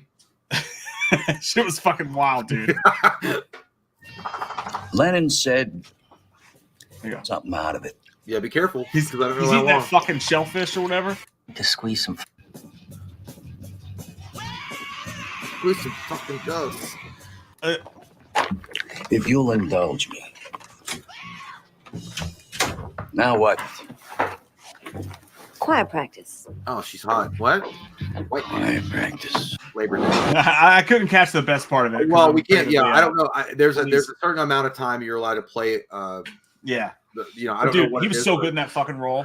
Yeah, but I understand what Dwayne Johnston is saying is that if you were to have him come back or like one more flick, here's my thing. I would have been fine with him being in Dr. Sleep as a cameo as Jack Torrance or something. I don't know, in some way or another. Or I would have loved, and I know it's not worthy of him because the movie was pretty much trash, but just to see him in that role again in the Flash movie, having him as a flashback as Joker fighting Michael Keaton's Batman. Yeah. I would much rather take him in something like The Shining or something like that over like one of the Batman roles for sure. Like, I'm almost glad that they left that character be because of how bad they did Michael Keaton and shit in the Flash movie. Well, I just don't like how you like attack me right away. No, that's not what I'm saying. I'm just saying, like, I fucking, I know. you know, I think Jack Nicholson definitely probably retired at the right time. But if you look at a lot of the actors, dude, like you got Jack Nicholson's gone. Moranis hasn't done anything in years. And again, Moranis was such a uniquely cool comedy guy. Like, he had a very unique way of doing films. I would have loved. Bully was great with him and Tom Arnold. I think Bully was a very underrated movie that people don't talk about enough. But and then Clint Eastwood. Well, he's old as fuck. Like, there's a reason why he doesn't do it anymore. But and he had Gran Torino. Gran Torino Trouble with the Curve or whatever. Yeah, and Kurt Russell still. But you're right. I don't know. Nicholson. It'd be hard to pick like what movie he comes. Chat? Like, what do you think a movie would? What's worthy of Nicholson to come back? Yeah, I think The Departed was like the perfect swan song for his career, man. I really do. Wild Willie says Superbad, Mallrats, and This Is 40 are in my top 10 comedies of all time. I can't go. Dogs are going crazy. I can't go Superbad, dude. But it's a personal thing. I love that movie. Like, it's funny at times, but the thing with Superbad for me is when I have nightmares, and they're not nightmares, but when I have dreams where I'm trying to get somewhere and I can't get there, they kind of make me feel like a crazy person, and I go crazy in my head. And Superbad like ignites that for me. The fact that they're trying to get to a place and they can't fucking get there frustrates me, and I cannot enjoy that fucking movie. I'm sorry that I blocked your cock. I should never have done that. By the way, it introduced McLovin, dude. Come on. You got to give it up for Superbad. As far as a top 40, I don't know, man. There's so many great movies comedy-wise. It could probably slide in there. Maybe it could get into my DMs. This Is 40 is really fucking good. This Is 40 is one that, I don't know. That's one. If you had to pick between Superbad and Mallrats and This Is 40 is not going to make my list compared to those two. This Is 40 is a good movie, but it's also mundane in a lot of ways. I like it. But it's like you have to be a certain age to really appreciate and enjoy that film. That's true. It's a great follow-up to Knocked Up, though. And yeah. I would definitely, for me personally, I would go Mallrats, This Is 40, and then Superbad. But like This Is 40, like it actually is really an underrated comedy. You remember that scene where you remember that scene in Jonah Hill had like that? Oh my god, dude, can you imagine? Like that girl was like riding on him, and she had her period, and it's on his fucking leg. Oh, God, no! Goes hold his hand like your little sister. Oh fuck! DJ Graham says, "Have you guys seen Terminator Zero on Netflix? I binge watched all 8 episodes in one day while eating mushrooms gummies. That was a great day." Oh yeah, bro! I think you look like your profile pic after you did that. It's more entertaining than the last 3 or 4 Terminator movies. I have not seen it yet, but I want to, dude. I hear it's fucking badass. I haven't. It's in my queue to watch. But I haven't watched. I have that and Chimp Crazy, which I have to watch too. That's the documentary that was made by the people that made Tiger King. So I saw that's we were talking about that in the stream the other night. That's on like HBO Max or something. I think. No, it's on Netflix. Oh well, fuck my ass with a spoon. I thought it was. I don't know. I could be wrong. I don't know, but yeah, I definitely want to see the. It's an anime style Terminator, right? So it looks cool, and you're right. It definitely looks better than anything. Like, listen, anything after Terminator 2 has been, generally speaking, dog shit. Like, you can make an argument for Terminator 3. Like, and by the way, if you go, there's a video. It is Mad Max, you fucking cunt. Huh? Shut up. What's that? Somebody talk. Who's speaking? It's on Max. I don't believe you at all. And whoever said that, that's false news. Huge false news. But no, okay, that's fine. Max. Okay, big deal. Big deal. Okay, it's in my queue either way. But no, I'm saying is that if you look at Terminator 3, by the way, there's a alternate script they didn't go with. God damn, dude, it sounds sexy as fuck, though. It sounds awesome. But anyway, after Terminator 3, anything after Terminator 2 sucked. Terminator 3 was okay. I like Salvation. Mike hates it. Let me do. Actually, I just rewatched Salvation the other day, and completely changed my opinion. I love it, dude. I always thought it was good. Changed my opinion on the movie. Can you give me, like, just real quick, what's your fucking Terminator franchise ranking? Okay, so because I can't remember all of them off the top of my head, but Terminator 2, right, is number 1, absolutely, because I think it's the opus of what Cameron was going for. I feel like it's the swan song, the end all swan songs. Terminator 1, it's such a versatile film. It could be a horror movie, a science fiction movie. It's so great. It's amazing, original. It's awesome.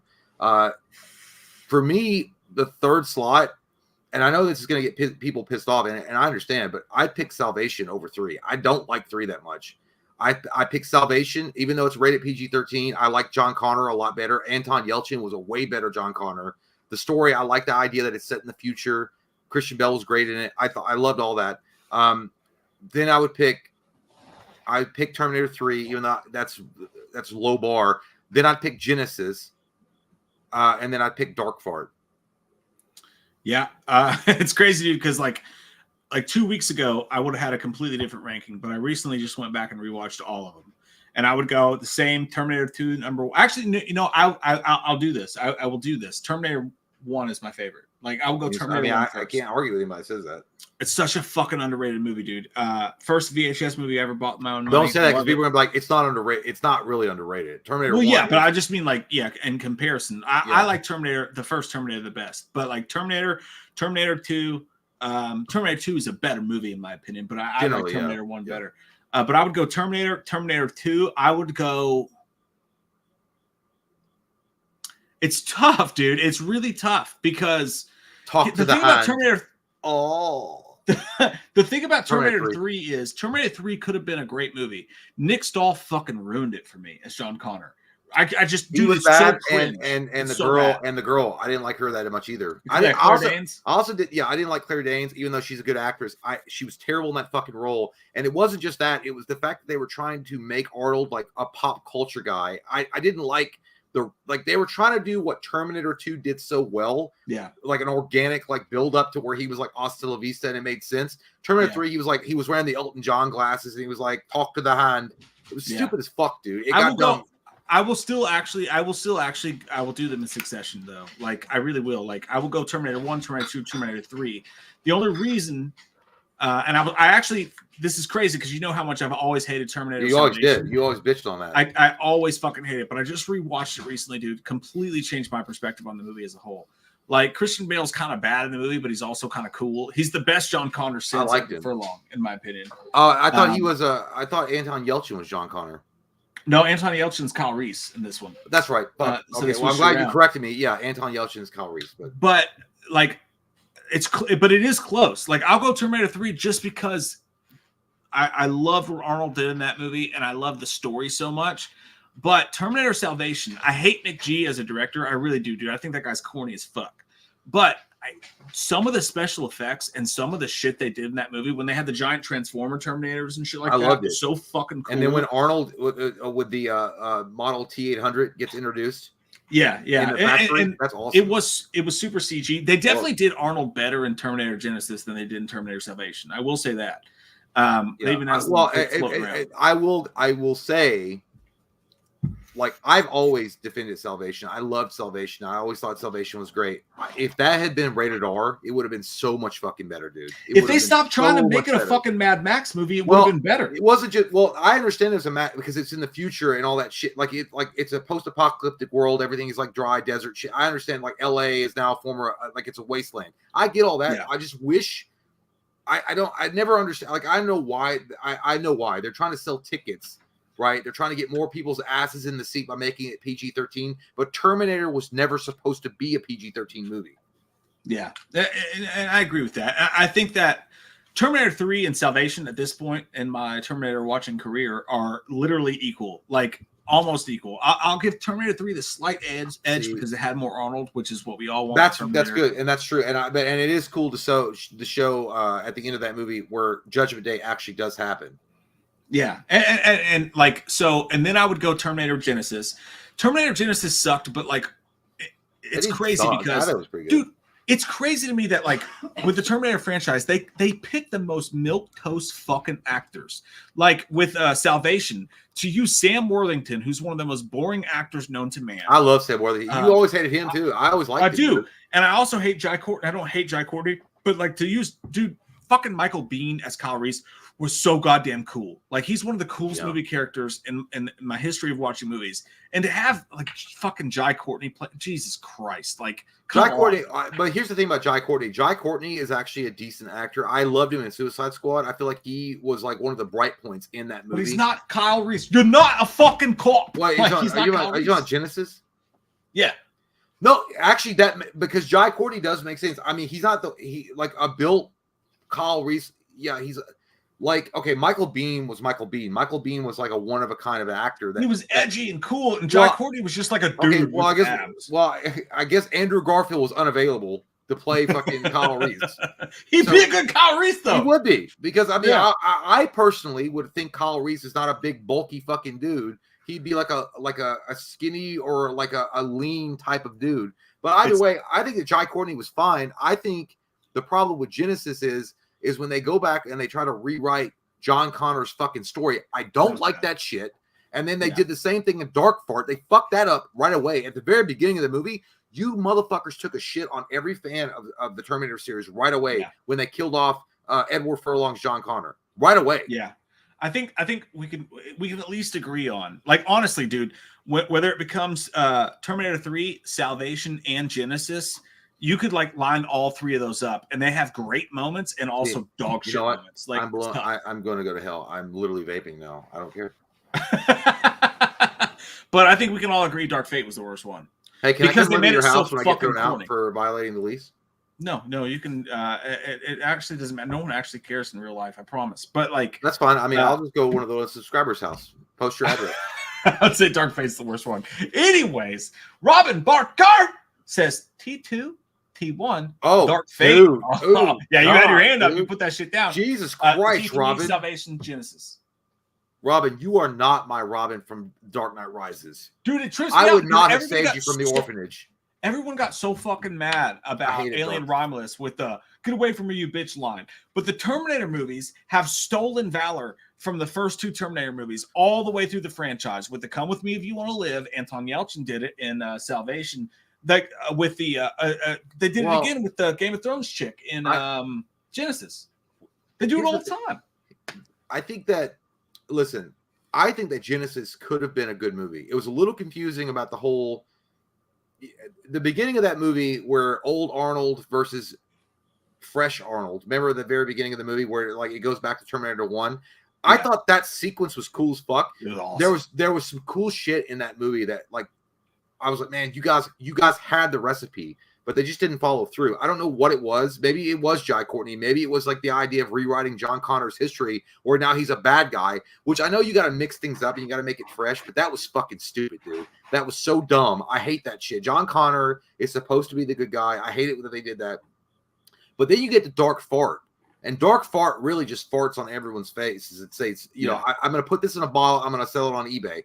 I hate it. Not only the fact that they completely kill off John Connor, they completely kill him off in the first 10 minutes of the movie, which, by the way, I will say, as far as CG goes, that shit looked good as fuck. Like, Arnold looked fucking awesome on the beach. That shit looked good. But now you go, and now you have, like, a Kyle Reese, a.k.a. not really Kyle Reese, but kind of a Terminator chick who's non-binary, whatever the fuck they were doing with that, and she goes back, and I hated the whole fucking sequence. And then Linda Hamilton shows up. Bitch, I'm done with that. I'm done. Linda Hamilton was actually the worst part of that. To me, Linda Hamilton took Dark Fate from wherever it was and plummeted it into the fucking earth. Because when she came out and she was like, badass. Linda Hamilton talked about all the other sequels and shit on them. She was like, Terminator 1 and Terminator 2 told the whole story. Nobody ever needed to do it, and now they're just pissing in the water or whatever. And then she comes out and gives that asshole performance in Dark Fate and just completely tanked that movie for me. Like that's why it's the worst. And I remember people that were coming out and they were defending this film, and they were like, "Well, James Cameron like gave his write off on this." Of course he did. He was making money.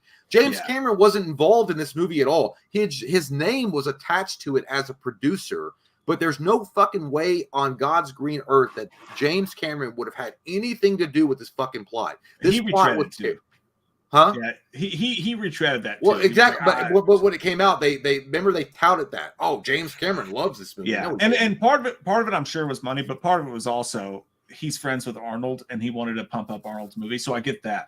But what I also get is the amazing man that Tim is here. You sexy son of a bitch! How come you sneak in our bedroom and not tell us? Not necessary, Tim, but we appreciate you so fucking much, dude. Thank you, man. We really appreciate that. He says, "Hey, all, just popped in. We'll watch the replay. By the way, Megan Fox is hot as fuck in Sustenance. Be good, dude. I've seen clips. She's in a movie. It's like it's basically surrogates. Bruce Willis surrogates." Where it's like an AI story, but they make a bunch of Megan Foxes. And I want to watch it. The future Megan Fox of is the sex weirdest thing. bots are here. Well, here's the thing. She's one of the most attractive women that's ever walked the face of the earth. I will agree. The most attractive that she's ever been. In bottom line, Jennifer's body, the most attractive I have ever seen her look ever. Oh my god! And oh my god! And then when she was hot, but dude, Jennifer's body, she's pure sexual being. Yeah, she's like Species on steroids, and I love Species. Huh? It hurts the heart. Yeah, and Species was a great movie, by the way.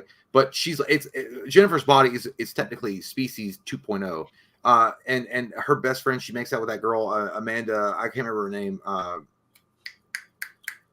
Amanda Seyfried. Amanda Seyfried. God damn, that seed. Fucking shit, dude. I will say I have not. Put your keys up on the table. I will not. I have not seen Sustenance, but I'm glad that she got away from fucking Killer Kowalski, Machine Gun Kelly. Did she though? Shirt. I think they're still together. I thought they divorced, or that was the thing that ruins her for me. Like, well, granted, aesthetically, I Jesus Christ, like, fuck, yeah.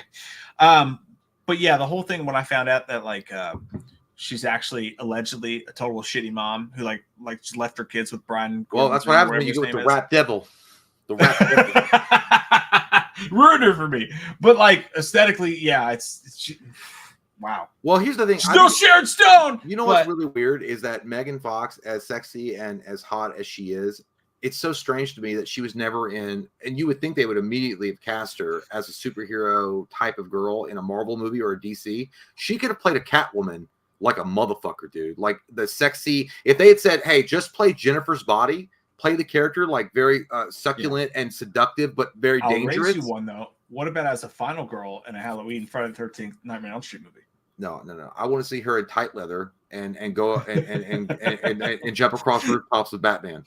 I'm saying, as far as like her being a final girl, okay, that's cool. She kind of, I mean, she never was a final girl, but I'm saying I feel like Megan Fox is a girl that has.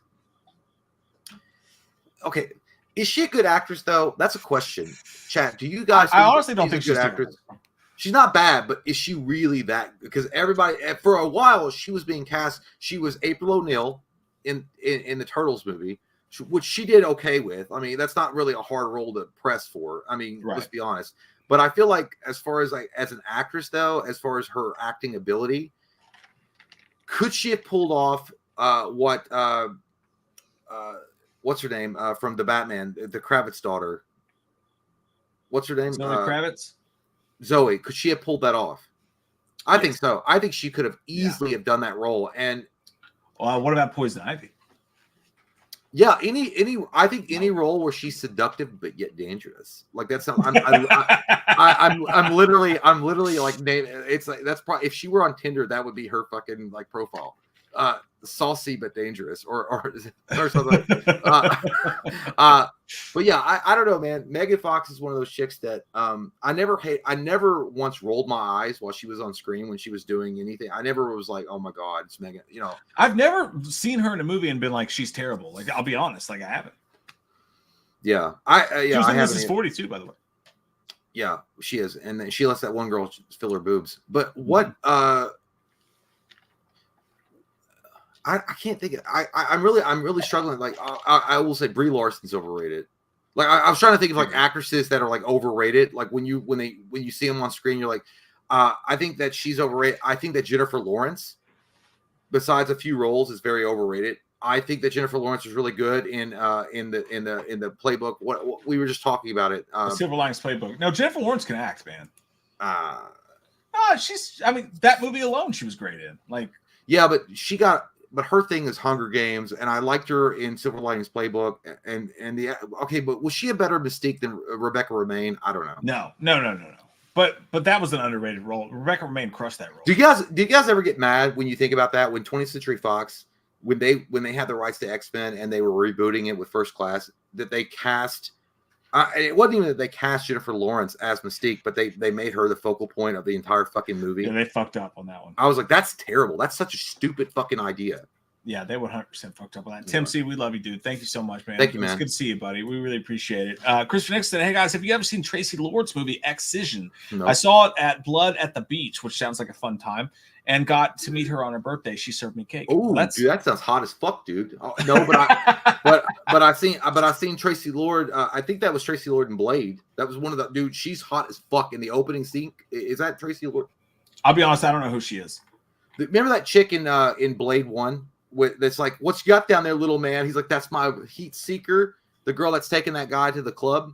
Yeah, I have no idea who she is. I think that's Tracy Lord. I could be wrong. She's a porn star. Yeah, I did know that. I just have no idea who she is. Michael Parton said, I did think Mackenzie Davis was great in Dark Fart. Listen, like, dude, Dark Fart's perfect everything. I love Mackenzie Davis, dude. I think she's a fucking fantastic actress. I think that her being in Dark Fart, like, was a mistake because that movie was so horseshit. No, give me a refresher. Give me. She's the girl with the short blonde hair in Dark Fate. She was what else? I know who she is, but what else was she in besides that movie? Well, I don't think you've seen. Like, she was in *Halt and Catch Fire*, and she was amazing in that. She was in *Speak No Evil* that just came out. She was amazing in that. She grow her hair out. No, I think she still has short hair. But dude, Mackenzie Davis is. I think she is one of the best actresses working. Like, I love her. I think she's fucking fantastic. But I'm a huge *Halt and Catch Fire* fan. That's one of the most underrated TV shows that has ever existed, in my opinion. Okay, so well, here's the thing. Biased. I will say, in Dark Fart, I don't think her character was necessarily bad. What my problem with that film was, and her character in that movie, was that they were trying to replace like what had come before. I didn't like that. It's like, oh, I can do a better story than James Cameron. No, you can't. Like, I hate fucking people that do this shit. And they've done it with Game of Thrones. They've done it with Lord of the Rings. All these TV shows that are coming out, like House of the Dragon. I know there are people that like that show, and the Lord of the Rings TV shows. But it's like, why do you have to go back and rewrite canon because you think you can do it better than the original author? You're fucking full of shit, dude. Just keep to the storyline and don't replace. If you want to add to it, that's different. If you're trying to replace, that's the problem. I don't think Mackenzie Davis should have gotten the hate that she got necessarily because she didn't write the fucking movie. Yeah, she was just who's not going to take a role in it? It's just like David Arquette. Oh, you want to give me the fucking WCW? Well, that's what I'm saying. Like, and that's why I'm saying, like, he knew he fucked up. He even admitted it. But that was Vince Russo that did that. Yeah, so like, I don't blame her at all for taking the role, but I think that it was definitely a career mistake because I think Mackenzie Davis is going to be a fucking star. Like, I really do. She's pretty young too, huh? She's not that old. Yeah. She's got a feature in Hollywood. Yeah, so I think, and she was great in *Speak No Evil*. She was amazing in it. So and before Diddy got arrested, I'd say she had a future in Hollywood because Diddy would invite her to a party. But well, thankfully we don't. Yeah, that's man, the fallout from that's going to be crazy. We're going to see a lot of people that. Dude, I swear to God, I would love. We're not that type of channel. We're just not that type of channel. But I would love for us to cover the fucking trial if they televise that shit. Oh my God! You know, like, no, I'm not kidding, dude. Like, I think that we missed the boat on the Depp Heard thing. We should have fucking been covering that shit. Like, live. By the way, as far as best wrestler actor go, the crowd voted Batista is the best wrestler actor by 48%. The Rock comes in second at 27%, and John Cena comes in last at 25% based on your all's votes. Well, you know what? I'll give it to Batista as far as like what he started out as, and then what he's become. He's definitely like changed his whole like acting style, but. I think it's so shocking to see how skinny he's got. Have you seen that shit? Yeah, which I mean, honestly, like when you see dudes leave the NFL, you know, like offensive linemen and shit like that, and they're just like, dude, I just want to be healthy. And like he said something about that. He was like, I just want to be healthy. Like I've been putting on weight and muscle all this time. I realized when I started to lose weight, I felt good. And I respect it. I think it's cool. I respect it, but here's the thing. And again, it's not, you know, obviously you want to better yourself and things like that, but at the end of the day, I think it's because Batista was juicing. There's no way you're that big constantly without juicing. Yeah, they all are. And Rock and Cena are doing the same fucking thing. I don't care how many goddamn Save a Kid foundations you do, Cena. You're juicing. You're fucking juicing, bro. That's not natural. And that's fine. My point being, I think that Batista was one of the guys that came out early, and he's like, hey, man, I want to live past fucking 60. Because a lot of those wrestlers that get on that shit, that steroid shit, they all die young. And I think he's just like, my opinion is, I don't think that Bautista, like that newest movie that he's coming out, I don't think that looks interesting at all. I think it's flat. It looks flat as fuck. It looks terrible. He like does not look like he's comfortable in that role at all because you got to play to his strengths. And I don't think Bautista or however you want to say it is that guy. He's not. He was great in the Snyder zombie movie.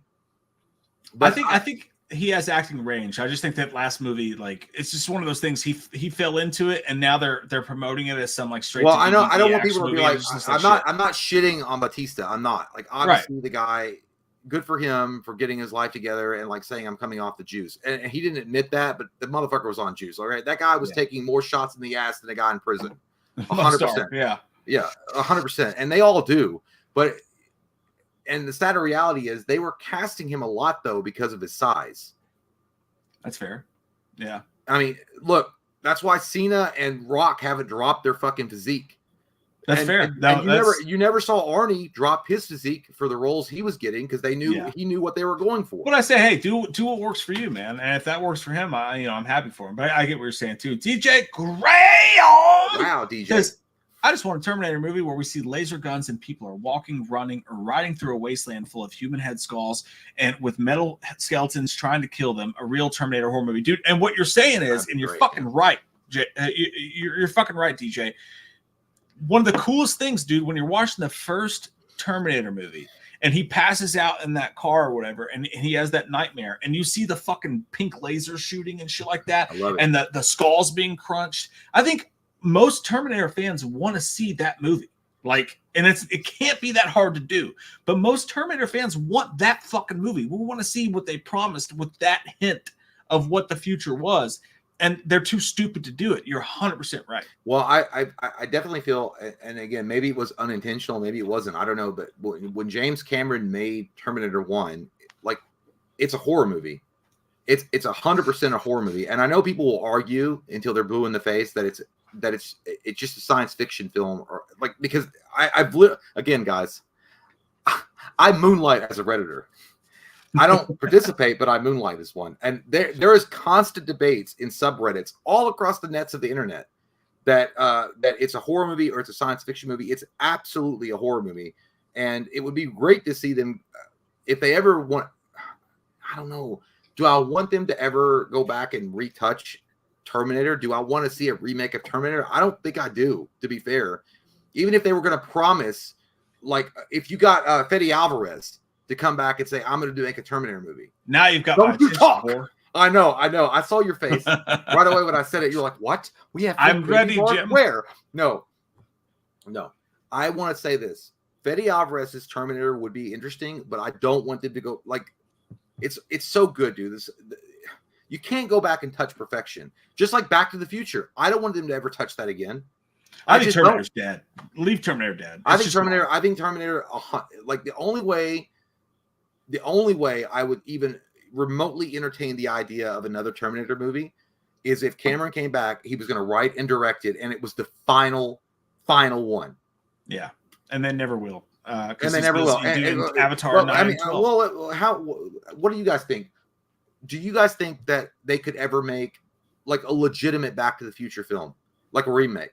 No, because there was rumors. And by the way, Bob Gale, I think he directed the film.